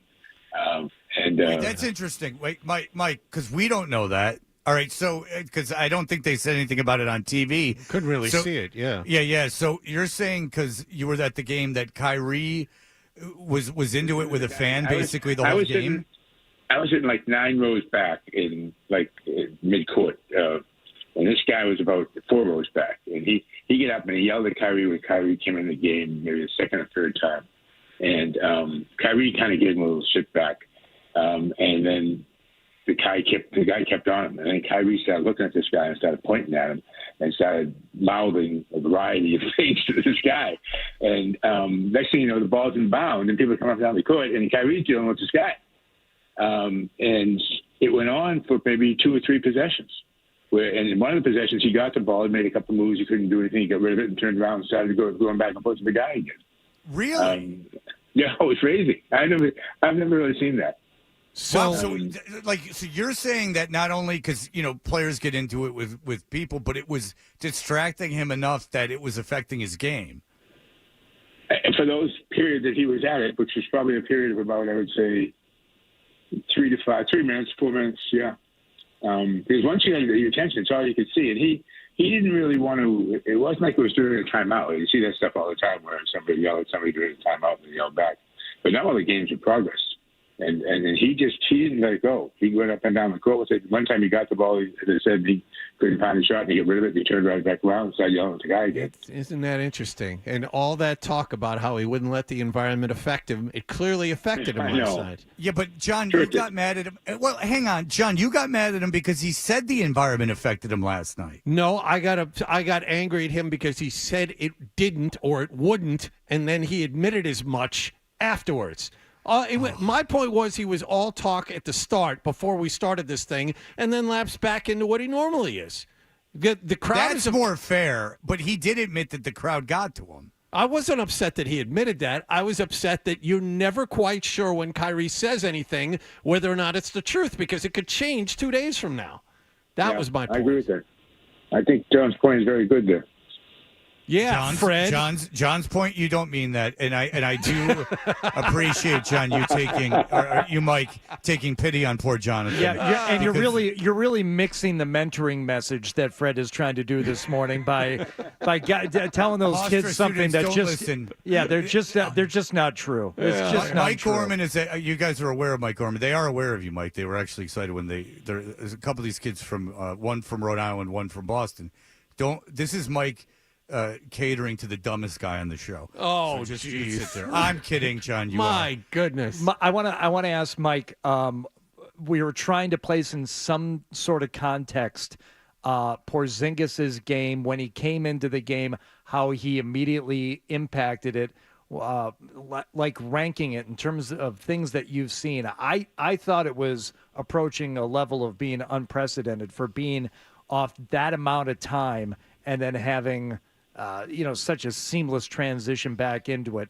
Long threes, transition. Yeah. But like coming from behind and blocking shots in transition, attacking the basket. And he did everything. And not to pick on Wallach, but Wallach's like, I saw him do that earlier this year. Yes. I've seen him play games He's like played that. games like that before, yes. In the moment, though, Mike, I mean, I was blown away. I was too. I mean, I couldn't. He wanted the ball. As soon as he got in the game, he wanted the ball. It wasn't like he was going to try to run up and down a couple of times and get himself acclimated. The first time he touched the ball, he took a three and he made it. And then it just didn't stop. He played both ends of the floor. He was really a force in the middle, just keeping the Mavericks at bay. Forced what's his name? The draw quick receiver moment, Max. Big. Come on, guys. Number one scorer for the Mavs, big kid. Oh, Doncic. Yes. Like he should be playing in the bar league room. Yeah, that guy. He just, back to Porzingis, he just came in and took the game over. And he forced everybody to change their game on the other side, and he started making baskets. I mean, it really was as good a quarter as I've ever seen a guy come back. And given the circumstances around being Thank you. finals of the NBA championship series, yes, he can then do that. Yeah, the spot, the circumstances, the time. I understand he's played that well in games in the past, but after the layoff and then to just show up for game one of the finals and have that kind of performance, I couldn't equate it to anything else. Yeah. And to just want to address that afternoon show, those guys. That's it's not like the Celtics have a Chinese menu in front of them. They can pick their opponents. They get what the NBA gives them. They got Cleveland. They couldn't help but have Cleveland. They didn't say we wanted Cleveland. They got Cleveland. They got Indiana, and now they got Dallas. This is all the NBA putting these things in front of them. So to say that this is some sort of hollow on part of the Celtics chance, all they're doing is beating the daylights out of anybody the NBA can put up against them. And if I'm in the Mavs right now, and I've seen it a million times, I've seen a million games where I'm saying to myself, no way these guys can come back, and they do come back. Even I'm not talking about specific Celtic teams, but any team can do it. And I'm sure the Mavs are capable of doing it. But the same breath, maybe I shouldn't say that, because I don't think they are capable of doing it. I think they need Kyrie and Luka to come up with about 30-plus each.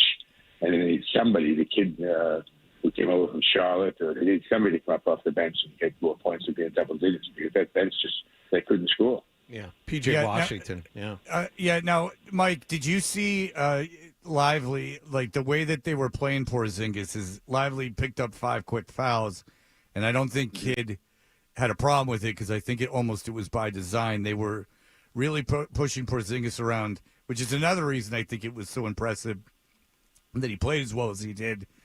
Do you think that he's a guy that you could wear down? I mean, last night was perfect. The best thing that come out of last night, other than the win, is that they only had to play Porzingis 20 minutes.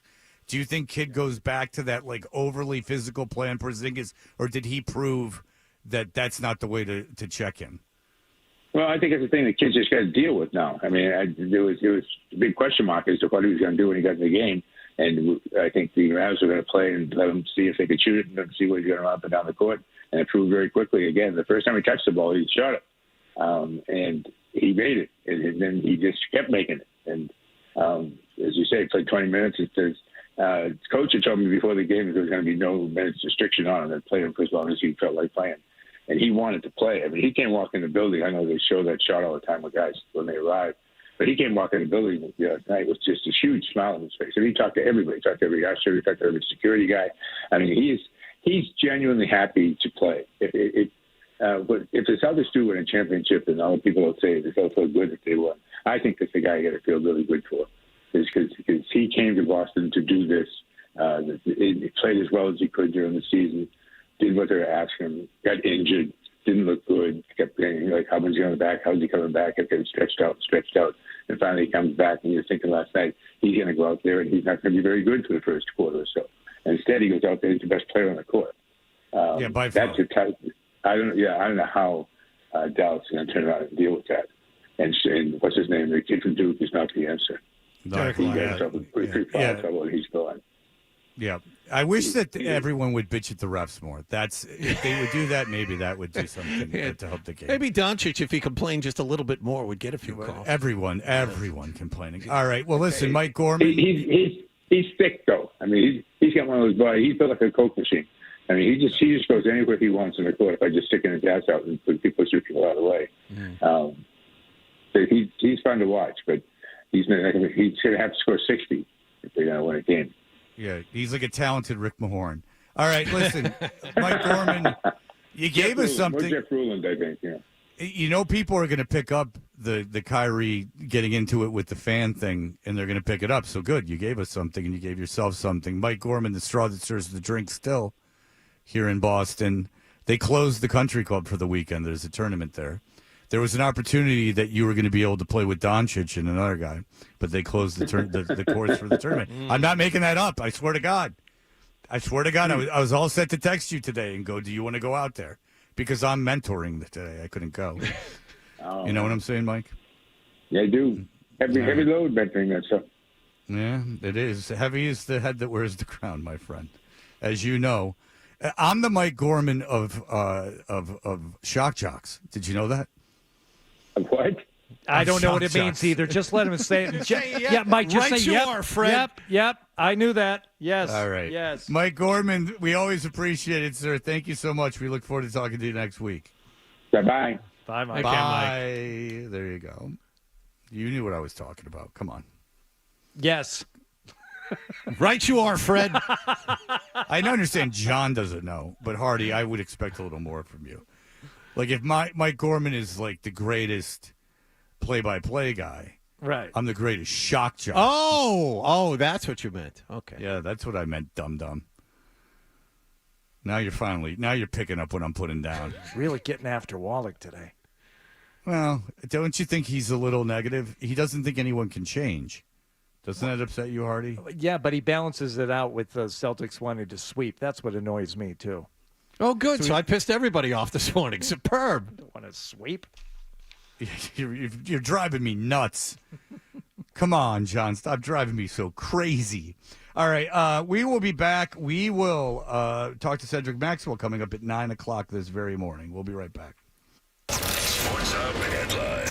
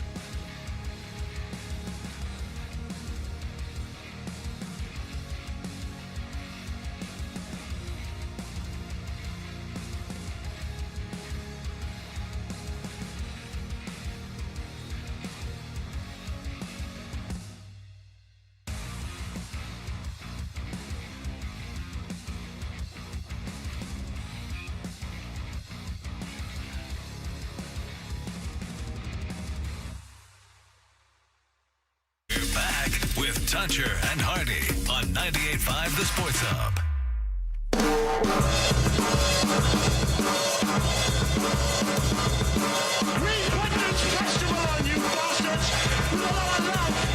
Hey, we're Toucher and Hardy, brought to you by FanDuel Sportsbook. Make every moment more with FanDuel. We just talked to Mike Gorman. It was interesting. He was at the game. And I do think it's interesting that Kyrie was, he said, for like 4 or 5 minutes in the game in a back and forth with a fan that was disrupting his play, that he was during play, like talking to this guy. There was an inbounds pass that he didn't react to because he was reacting to a fan. That does not speak to his new personality. Sunny outlook and mental toughness. Mike didn't say he was saying anything like terrible to the guy, but just the idea that he was thrown off by a fan is not good news and something that needs to be addressed if you're the Mavericks. And I'm not making a big deal out of it just because it was on our show, but I do find that interesting. If Kyrie's the story and the Kyrie relationship with the Celtics fans is a major story, then that's interesting that Kyrie lost it. He didn't do anything. He's not been accused of doing anything wrong, but he was so perturbed by a fan that it affected his play for a fairly significant portion of the game. That's interesting to me. It is. It's. This is not said with malice, but all this week and in the run up to this game, because there was a lot of time to talk about to the players, and there was a lot of time to analyze this. Kyrie went out of his way to say, I know it's going to be bad. I'm built for this. I'm going to lead the team. It's the environment.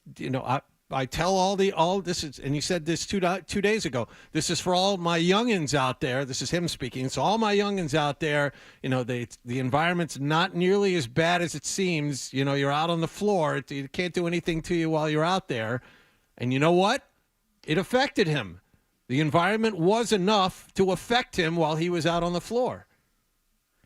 I think he was more affected by just weird things happening. And if you want to immediately attribute it to fans yelling at him or playing in the Garden, whatever. He had a bad shooting night. The whole team had a bad shooting night. He dribbled the ball off his foot for maybe the first time I can ever remember Kyrie doing that. I mean, there was just weird stuff happening last night. And to bank on that happening again, along with the rest of the team having a bad shooting night, and still, I have to remind myself, as poorly as they played, that and every team goes on a run, that's fine. But to go from a 29-point lead in Game 1 of the NBA Finals at home, allowing that team to get within 8, a team that's playing like absolute dog crap, this one ain't over. It's not over. They're going to play better. Kyrie's going to play better. And to allow them to come back and have that kind of start to the second half especially, that's what gives me pause from thinking, well, this thing's going to be wrapped up in 4. I don't think so. No, Kyrie's not going to play this bad again. I mean, he couldn't even handle the ball last night. Right. He was missing wide open threes. He almost fell down dribbling the basketball last night. Yeah, he seemed completely off. And it might, half of that might be great defense, but it certainly wasn't all defense. Because as John has mentioned, he probably had 3 opportunities from 3 where he was alone. Not anywhere in the vicinity. Like almost too open, you know what I'm saying? Yeah. Like there was no hand even remotely in his face, no one approaching him, like practice threes. I wonder if the Celtics came out a little bit in the second half and started going into prevent a little bit, which seems ludicrous in an NBA game. They've blown more than their fair share of big leads this season. That would be amazingly dumb if that was the case. Yeah, but didn't you guys knew that Dallas was going to make a little run? And it's the because NBA. that's just how it goes. Right, yeah. Everybody makes a run. Which is why it's crazy to think, but you saw everybody was feeling it last night. Derek White, Sam Hauser, Horford, even though he wasn't knocking down everything, those guys, everybody wanted the ball last night, and for the most part, they were making their shots. And they come out to start the second half with a 21-point lead, and that's when the standing round started. That's when the oh, here's the set your watch by Tatum's going to hold on to the ball and go to the top of the key there and start to back himself down and maybe make something happen. Everyone else just, standing around waiting, watching to see what's going to happen. Like, no. What happened to all 5 guys on the court wanting the ball, getting ready to shoot it? That's what they kind of missed out on during that Mavs run last night. But if you look at the Celtics lost the third quarter 24-23. So I mean, they righted the ship. After all that, quickly. Dallas. So as big a run as Dallas made, and it was a huge run, and I don't remember what it was off the top of my head, but it was like a huge run. The Celtics turned around and matched it. 22-9. Yeah. 22-9. So that means the Celtics basically just turned around and matched it. Yeah. Mm-hmm. So, look, man, you can be up by 30. Again, we saw it. And teams are up by 30.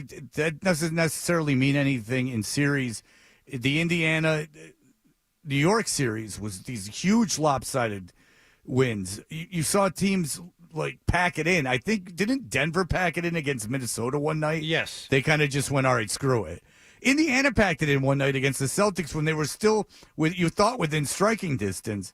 It just seems that the way the Celtics won, the Celtics are the better, this is the thing, the Celtics are the better team. We all know they're the better team. They're most likely going to win this series. The way they won last night doesn't change my opinion on the series, in that I don't think it's beyond the realm of possibility that Dallas takes a couple games, and I don't think it's beyond the possibility that Dallas wins on Sunday. I don't think that's crazy. I'm not saying they will, but I don't think it's ludicrous. Look at Game 2 against Cleveland and Game 2 against Miami. Gorman knows way more than me about basketball, but he thinks it's a sweep. I don't think that that's happening. I just don't think it's happening. I don't think it's happening in the finals. They lost to Miami, and Miami's horrible. I don't buy that. Minnesota, by the way, beat Denver by 35 in Game 6 of that series. Right. Yeah. All right. So here we go. Cedric Maxwell is going to join us, and that's always very exciting. I'm mentoring here. Have you guys heard? Have I mentioned that today? Yeah, I don't know that that's actually part of your job there today. I think they're allowing you to broadcast from that that's studio. where you're right. That's where you're right. It wasn't part of my job to do it, but I'm doing it anyway. Look at you, man of the people. I can't believe I'm saying this, but I miss you being here. Thanks. If you were here, I wouldn't have to listen to the mentoring thing anymore. What do you need help with? I can help you through. And the best part is I don't even have to ask. You'll do it anyway. All right. Cedric Maxwell, I've been told he's coming on. We have to take him. We'll be right back. Toucher and Hardy.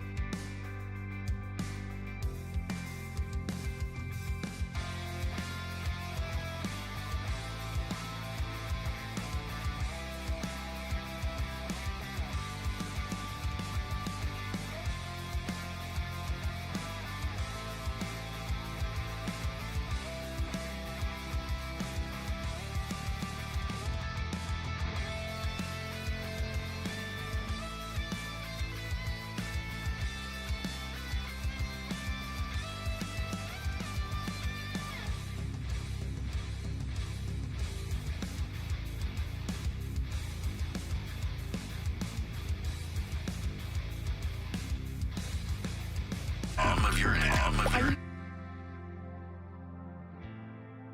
Load the Sports Hub app. You're listening to Toucher and Hardy on the Sports Hub. Not mentoring. 1, 2, 3, 4 bright-eyed and bushy-tailed, talented collegians are in the studio soaking up the mastery. That's not mentoring. I've exchanged information with at least one of them. Mentoring. Why don't you mentor the people there in the room how to get your guest down who's been waiting on hold? So, guys, when a guest is on hold, here's how you go to him. Now, this one particular has a sponsor. Cedric Maxwell, numbers retired. Don't worry about it. I'm not nervous. Cedric Maxwell is the Celtics color analyst. He usually makes a joke about that because he's black. On 98.5 The Sports Hub, Celtics Radio Network, and Max is brought to you by Amica Insurance. Boston Celtics playoff coverage is presented by Amica Insurance. As the Celtics chase banner 18, visit Amica.com today to learn more about Amica's award-winning customer service. And Max joins us on the Volkswagen Dealers Expert Hotline. Hi, Max. How you doing? How you doing? And all the guys you're mentoring, guys and girls, never use a black joke in the morning, okay? Never start out like that. You can only use it if you stole it from the man you're talking to, who happens to be black. Don't introduce it. Don't just follow suit. Let me tell you. That's right. I'm in hot water with Maxwell right now. No, not at all. Cedric, by the way, excellent job last night. We've been playing your highlights all morning. Is there anything that Jason Kidd can do to kind of stop anything that happened last night? I don't think so. I mean, the Celtics had a great plan. And I think the thing that people didn't mention was the fact everybody said, oh, my God, who's going to guard Luka? Who's going to guard Luka? Well, who is Luka going to guard? And the other thing that really went well was it looked like Brown put a lot of pressure on Luka, made a couple of steals in the backcourt, and took him from one end line to the other, and then made him play on the defensive end. And what happens if you're a great offensive player, if you have to play defense continuously in pick and rolls and all these situations, it takes away from your legs, then it takes away from a guy who's a jump shooter. Max, I was amazed at how Porzingis came out. I heard your reaction on the play-by-play after he, I think his first points were a dunk, and then again after he hit the three. Were you expecting anything to that degree? No, I really wasn't. Considering, I've been around the game a long time, and the thing that has to happen is normally if you've been out for a while, the speed of the game is too fast for almost anybody coming back. Kristoff was not like that. It's like he hadn't missed a beat. It was really kind of – I like the one-upmanship that Joe Mazzulla started by not starting Kristoff, because everybody in the building was waiting for the roof to blow off when they introduced his name, and he doesn't start, and they start Al Horford, which was so cool. And then all of a sudden – They throw him a knuckle curveball and bring in Porzingis off the bench, and he lights them on fire, gets the crowd going. It was amazing to see the number of opportunities he had. And really, for me, anybody who's around there, your mentors, John Wallach, whoever, it was me watching his lateral movement. Was he going to be able to run from side to side? If you can run, but if you got to go side to side. That's what tells me if that calf is all right or not. I'm watching Jason Tatum last night, Max, and he wasn't too involved in the offense, or at least it didn't look that way. He's a lightning rod for criticism. How do you think he played? I think he was okay. It wasn't, and that's. I think he was actually good, but he set such a standard, and people have set such a standard for him for every game that when you're a great player, sometimes you don't have to do that. But he did really well. He rebounded the ball extremely well. A couple of times he got into the mix too much and had some turnovers. I think he had at least 5 turnovers in this game. But overall, what happens if he starts playing great? If that's another thing that Dallas has to look at. Yeah, All right, I'm sorry, I'm sorry. Fred. I just real quickly. Okay, because the mentors are waiting for my question. Okay, yeah, well, you'll have the floor here in a moment, but I'm glad you mentioned the rebounding. Has his rebounding gotten better not only this year in general, but as we've gotten into the postseason? Because he seems really aggressive and he seems to be just really reading the ball well in terms of where it's going to be coming off and being in the right spot. John, you know how it was when you have your kids out and they're playing ball, the one that really likes to play.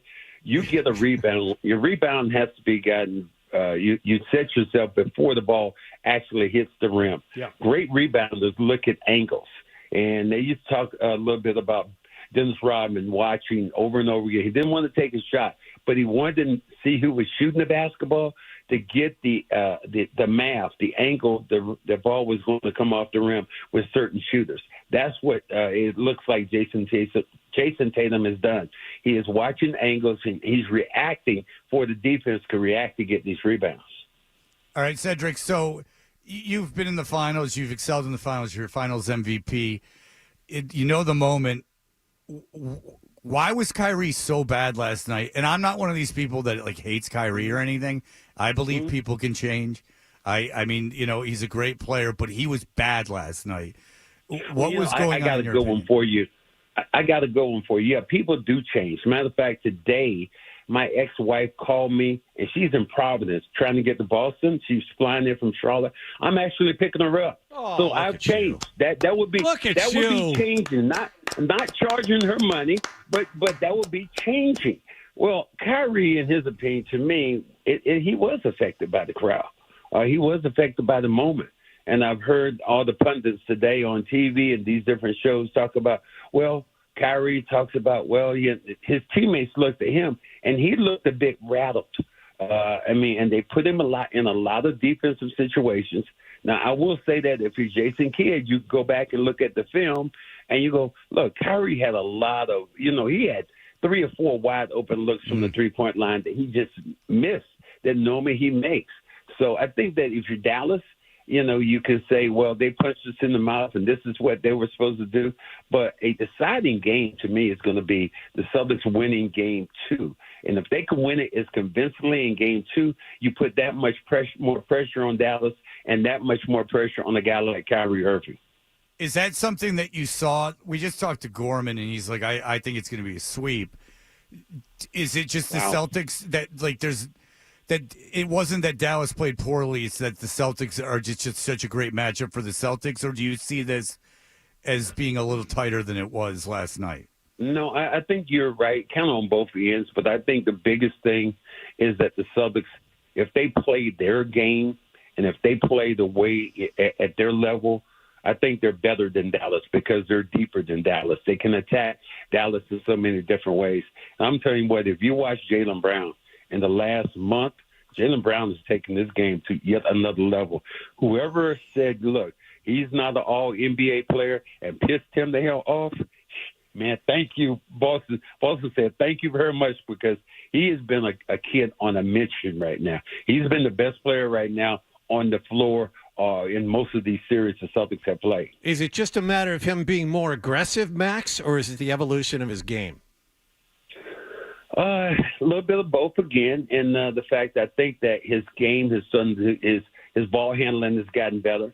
His decision making, I'm not sure ball handling, but the decision making of not dribbling into crowds. And several times he got away with it. The crossover dribble he did, got through 2 people and then dunked on somebody else at the very end. Last year, he loses that basketball in a crowd of people.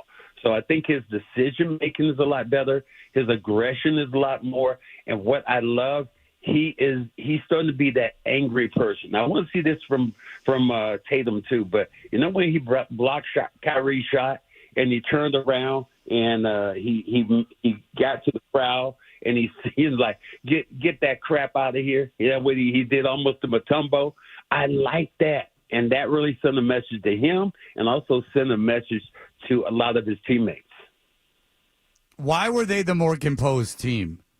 Because Kyrie has the finals experience. Why do you think the Celtics were the more composed team? Do you give credit to Missoula? Or what do you say about that?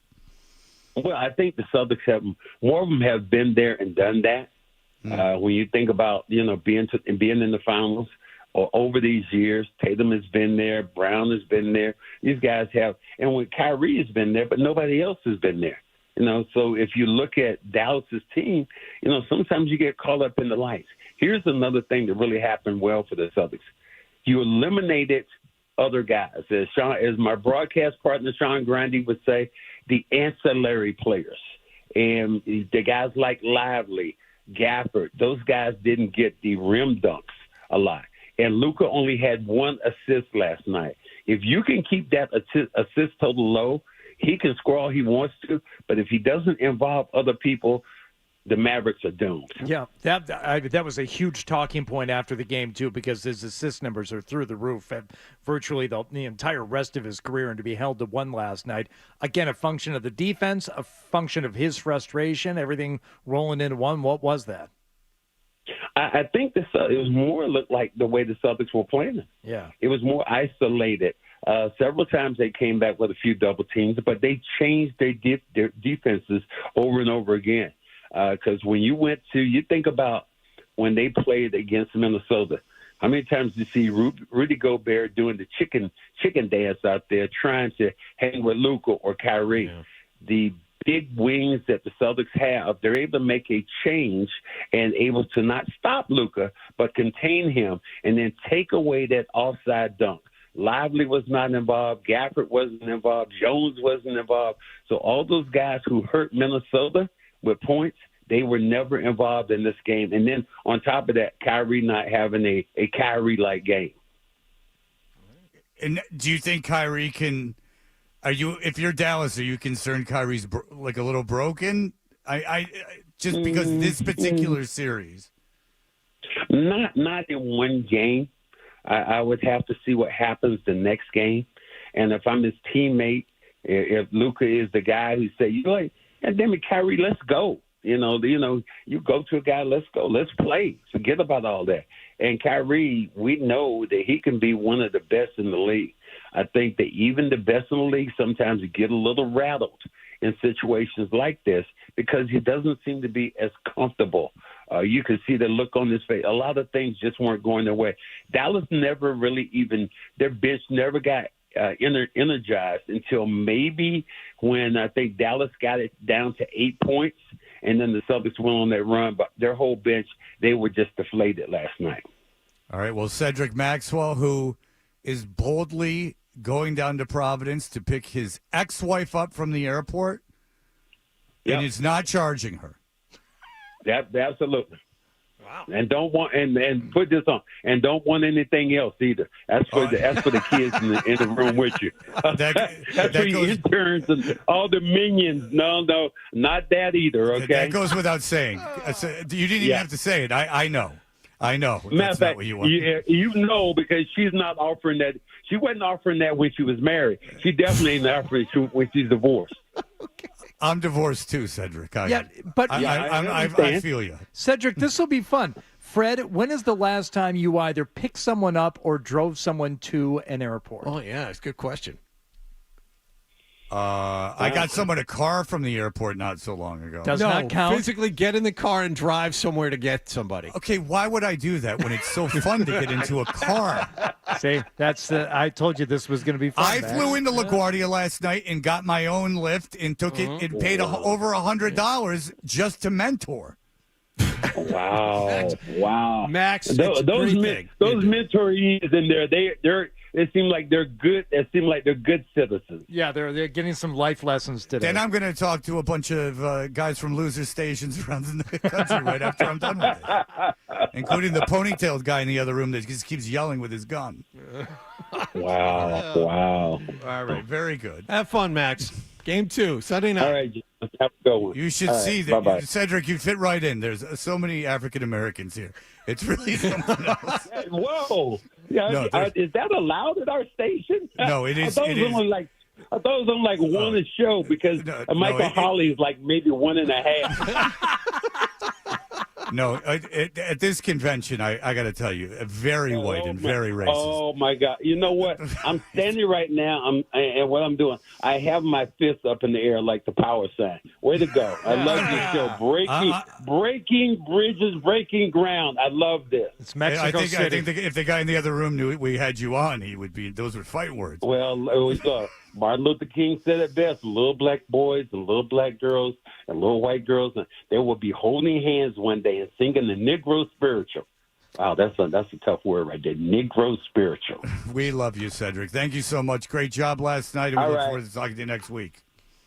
All right, guys. Have a good one. Bye-bye. All right, we appreciate it. There you go, Cedric. All right, fellas. You had to do it. Mm-hmm. What?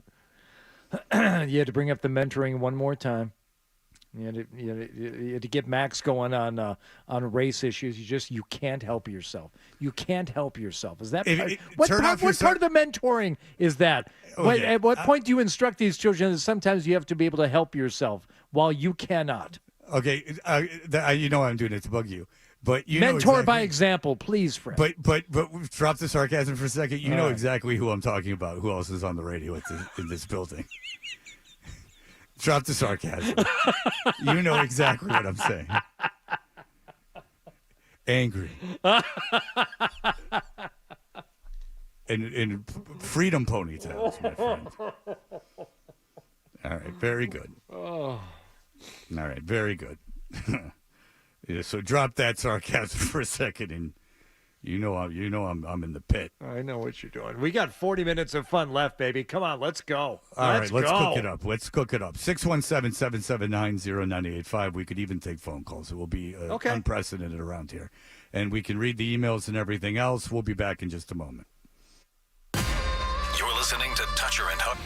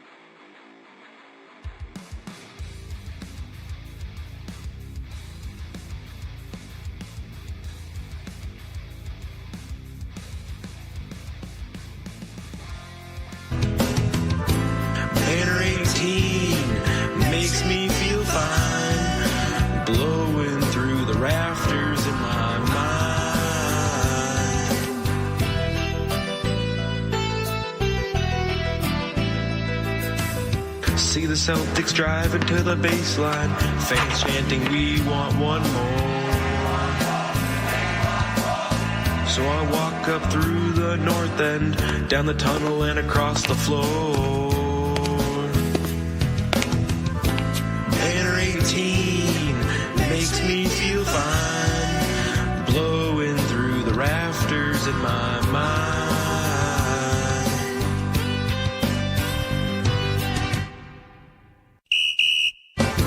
Banner 18 makes me feel fine, blowing through the rafters in my mind.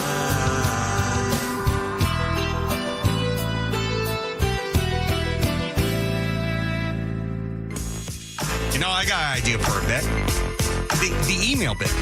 We should do the email bit. It's a great idea. Let's do the email bit. Hey, we're Toucher and Hardy, and that was Tyler Milliken's cousin with his award-winning. That's a parody. That's called a parody song. Oh, You know what I mean? did the mentorees in the room? Oh, no, I was just saying that to the audience. Because it's a little on the nose, like just there's no like real irony or humor in it. Right. It's just, I just wanted people to know that that would be considered a parody song because it's not the actual lyrics to Summer Breeze, which you cruelly asked us to identify just based on 2 notes yesterday, and it was very difficult. I have an email here from someone claiming to be Gary Tangway, mentoring what the dump it. Fred, I hate to drum up some more controversy. But if you have time for fireside chats and mentoring on some island, but no love for the old Gare Bear, you think I have enough time for entire classes? You know, Gary teaches at Emerson. I have a table read for the big screen adaptation of The Arm in the Fall. Now Rocky had a cut-off leg to deal with. Yeah, and that made her hotter to some sex freaks. The Arm in the Fall coming up and needs some coverage. On a side note, do you think we can get Sofia Varga to play Rocky Suarez?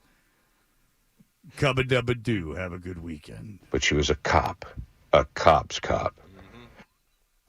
Dump it, dump it, dump it, dump. That's a really good question from but maybe Gary Tangway or just from anybody. How is it that you fly on your own dime down to Hofstra? You're mentoring, which was not part of the program.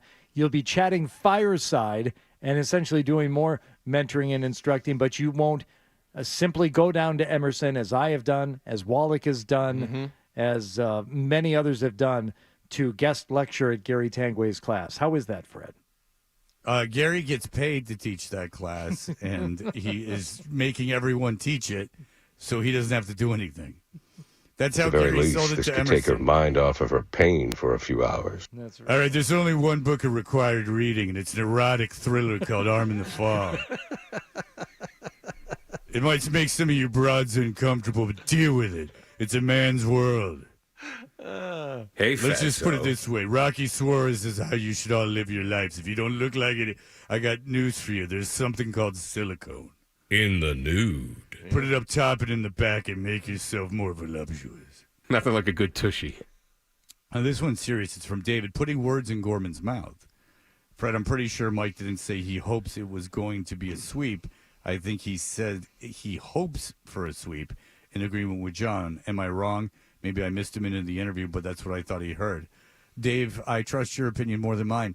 May I take this moment to apologize to Mr. Mike Gorman if he did not say that. Just flipped on the radio and heard a Reed's Ferry Shed ad. It talks about dang birds that can ruin the life of a shed owner. Hashtag Milo was right. Start the trend. That is true. He does not like those birds. I have All one right, here. What do you got? I have one here from Jason, Jay in Hull. Fred mentoring is like Hardy directing traffic. He's doing it, although nobody asked him, and it's not his job. All right, you guys turn these microphones on in the room. Turn the microphones on in the room. All right, we'll start. Introduce yourself, please. I'm Joe Pergola, junior at Hofstra University. Is his mic on? No. I can't hear him. Can't hear him. You got to turn his mic on the board. All right, go ahead. Say it. My name is Joe Pergola. I'm a junior at Hofstra University. Hey, Joe. Okay, what has it been like being in here, seeing how a real world-class operation is run. This has probably been the most educational experience of my lifetime. How much am I getting paid for this? $0. Actually, $- because you paid your own dime to get here. Over $100 on a lift, in fact. And I paid my own airfare. Joe, imagine the education you'd be receiving if you were witnessing someone who actually had something to do with the production, planning, and technical aspects of the show. No. They as don't want opposed the to somebody who host. just sat there, said, entering. Yes. What they've said is they're like, your Doris Burke is on the nose. Like, it sounds just like her. All right, gentlemen with the headphones, introduce yourself.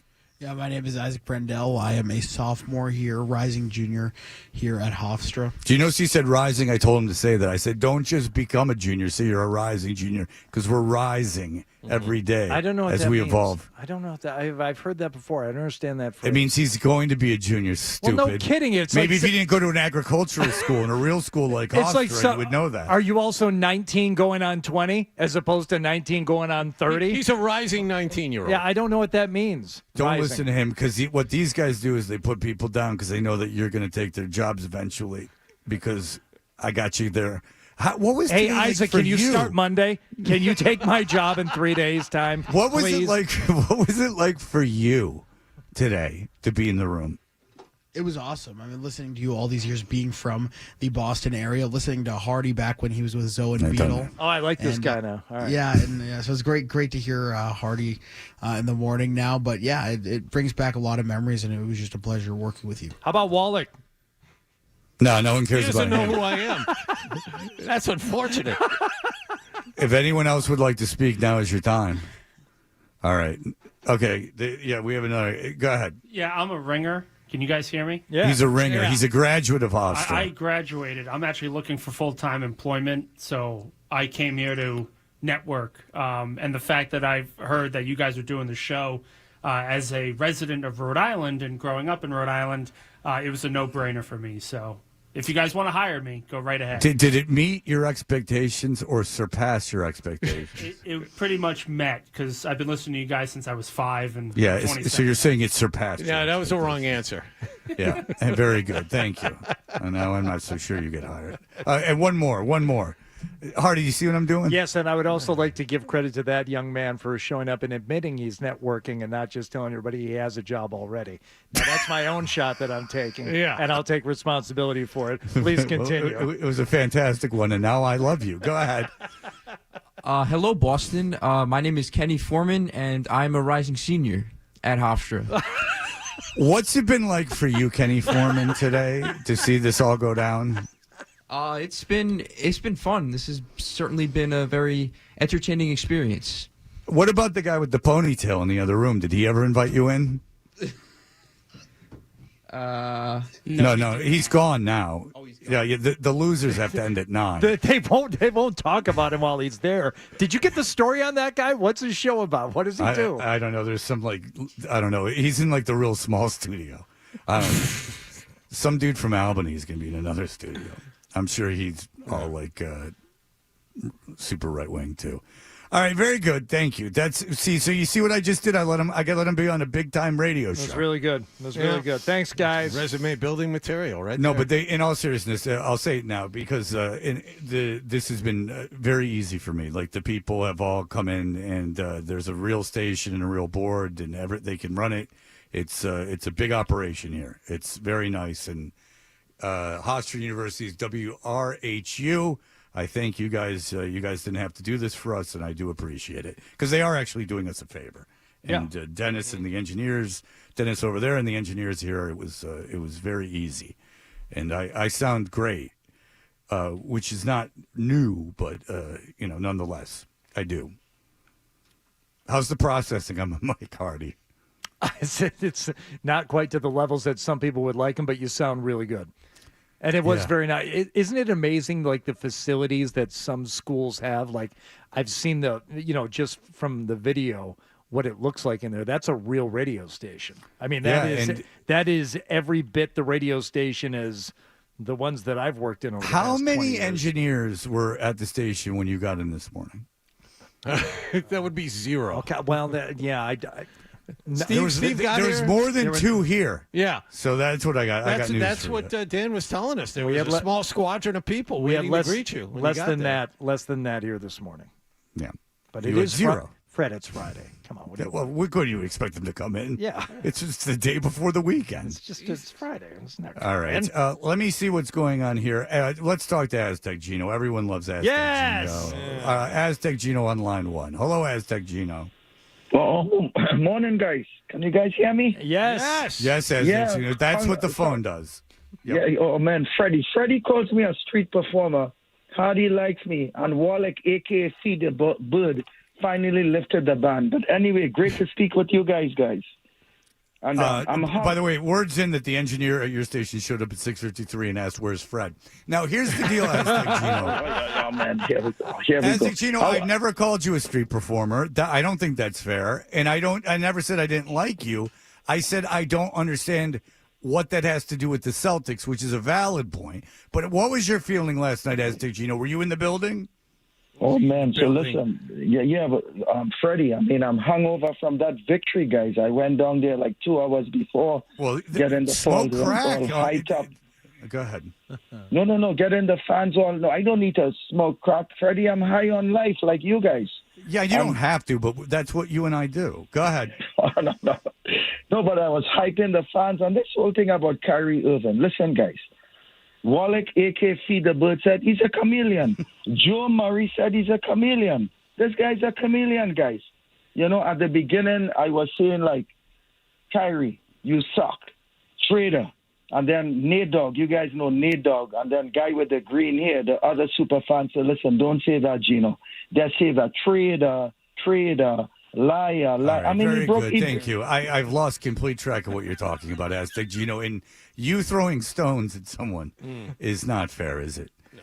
Again, Kyrie played like everything worked out with Kyrie. He played like crap. He didn't say anything dumb after the game. The only thing that we heard it was from Gorman that he got into it with a fan and it was distracting him during the game. So congratulations, you won as Celtics fans. Were they really chanting traitor or liar? No. Insolent. No. And now Aztec Gino's going to be all about how I got rid of him before. I didn't let him talk for 5 minutes straight. No, he was fine. You want to grab this last one? Sure. Go ahead. Is it Robert? Robert in San Diego. Go ahead, Yeah. Robert.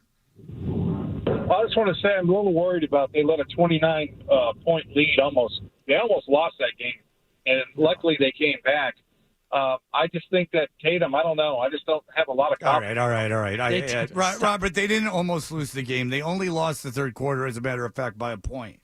They didn't almost lose that game. If you the NBA is a game of runs, and if you think getting within 8 is like some reason to panic, they turned around and got the lead back. And first of all, within 8, who cares? And then they turned around and went on their own run. Yeah, nothing bad happened last night. No first half lead in the NBA is safe. Now, if you were watching the game and you thought, oh no, Dallas looks like they're back into it, that's fair.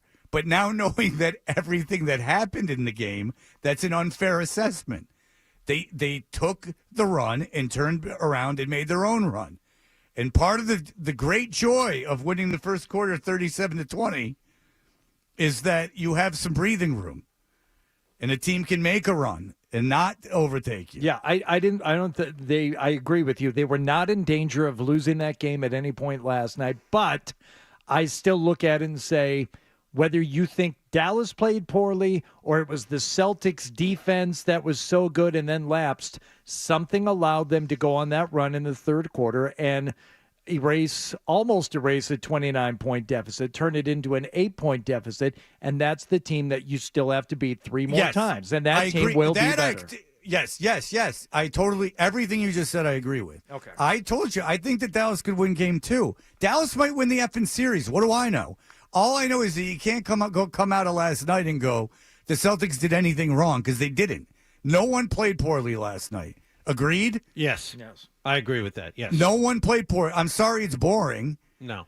I mean, but no one played poorly. It's all good news. There's nothing you can last pick at night and complain about. Right. You know, as I said, no lead in the NBA is safe in the first half. Everyone makes a run. Everyone makes it theoretically uncomfortable for the other team when they make a comeback. But the Celtics answered that Kyrie looked terrible. Kristaps Porzingis looked healthy. There's nothing you can nitpick at. I mean, Porzingis looked like he was the best player in basketball last night, and that's not an exaggeration. I will say Pritchard over 7. Okay. And he was out there for 16 minutes. I like seeing him out there, and he had energy, and he was. I didn't mind the shots that he was taking, but I never pay attention to him, so I believe you. I never pay. But 0 points, and it's not like he only took 2. No, he attempted 7 field goals. He didn't make any. Was it at the end of the fourth or something, or was he doing that? No, he was in at the end of the first quarter. No, I know he was in. I didn't know if he was taking those shots. Yeah, he took a couple I don't early. recall when he took his shots. So there you go. Yeah. All right, fine. Pritchard, very good. And if that's your problem in this series, I think you're winning. If Pritchard's lack of performance and lack of scoring is the problem, I think we all agree that that's a pretty good problem to have. Yep. All right. We will be back after the headlines. I finish the thing up. I will field questions from my mentees while during this the is break. all going. Yeah, during the break you will. Yeah. Oh no! I'm good. No. We're you guys are sticking around for a while. All right. Yes. We'll be back in just a moment. Sports Hub headlines.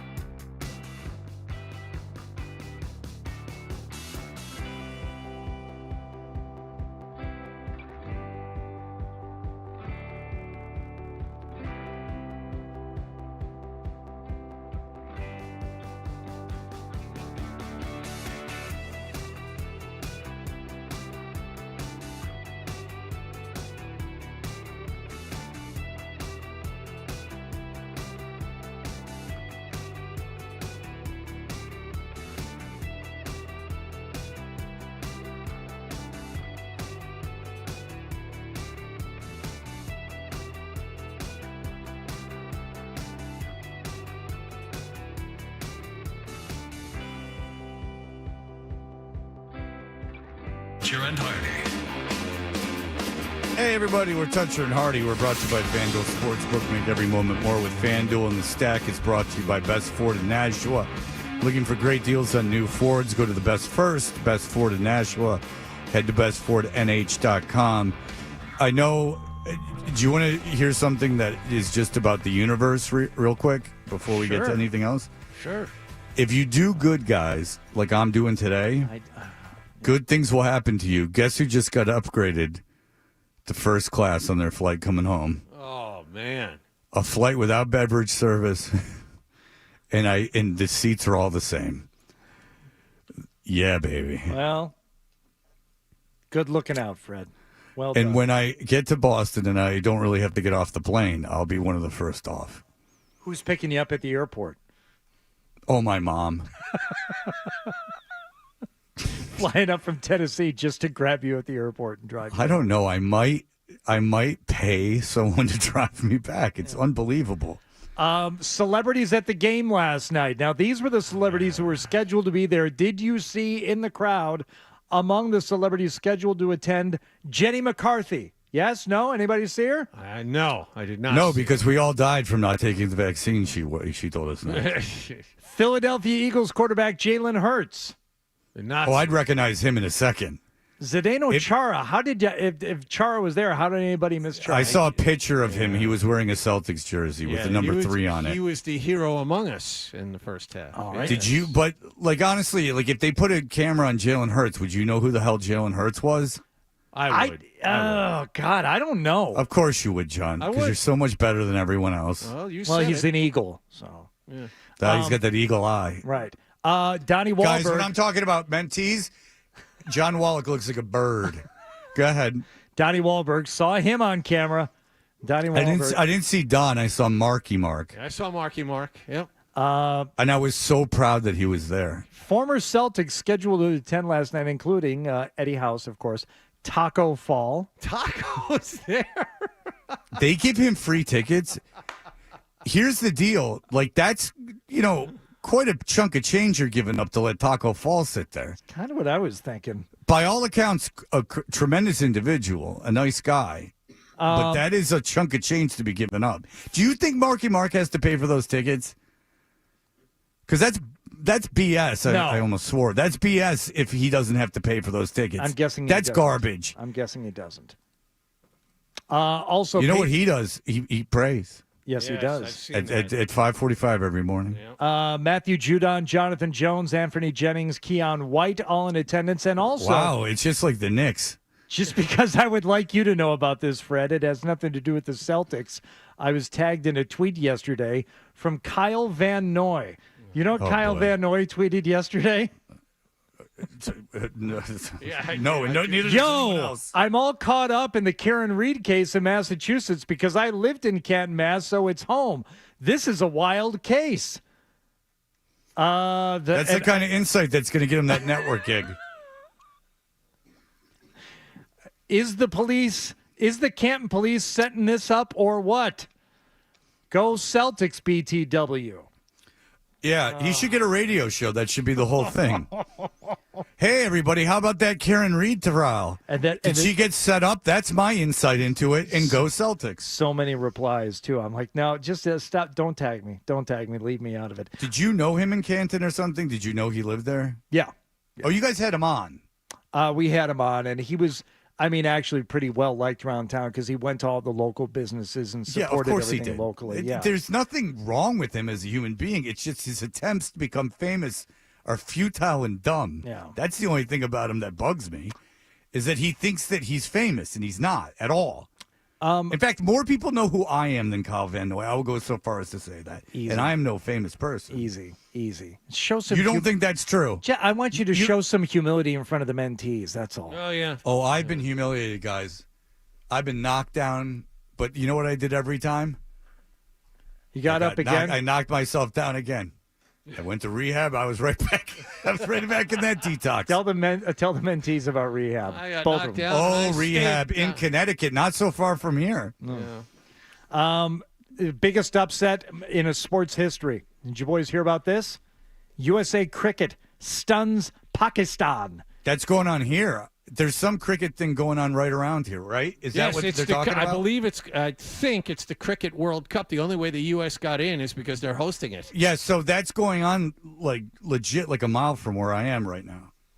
Jointly hosted by the U.S. and the West Indies. Yesterday's upset, which was played near Dallas. Sorry, so multiple locations. All right, so please don't call me on it, but there are multiple locations. Everyone in the room is nodding. I understand, but my boys are nodding. Apparently, nobody thought this would happen. And finally, Fred, Baby Reindeer's the real Martha from Baby Reindeer, which everyone is concerned about, and they should be concerned about the terrible, terrible man from the 4th episode. Well, the real Martha is suing Netflix. Do you want to guess what she's demanding in damages? 2 pink elephants and a ball of sunshine. $170 million. Why not? Because that's her net worth. That's all the money she missed out on not working. That's what she stood to make throughout the rest of her career. It's not just what she's lost so far, Fred. So you could easily see the real Martha being, probably earning at least that much in her lifetime. I was once sued for $1 million when I had no money, and the payout was $8,000. So that is the way these things work. Again, I do. You know what, man? I kind of feel sorry for her in a way. Like, I really do. Because she's not that bad a person. She's just like mentally ill. The real bad guy is the television writer. We agree on that, correct? Yes. And if that guy's gonna write that story and make it, it's one thing if it's a play, but if you're gonna make a TV show about it that's international and you're casting people that look exactly like the person, and then you feign that you didn't want anyone to know who the actual person is. I do think Netflix is a little liable for that. How about that? How about that, fellas? It's a good take. It's a good take to end on and leave those mentees thinking about what gets the needle moving. Thanks to people could be talking about that all weekend. Thanks to WRHU at Hofstra University. Gentlemen, while you're out there nickel and diming, I'm going to be doing a fireside chat in front of a bunch of racist dudes with ponytails. So just know that's happening. See you on the golf course Monday, Fred. Oh, yeah. There's no pressure there for Hardy and I. All right, very good. We'll talk to you on Monday. That'll do it for us. Bye. Touch your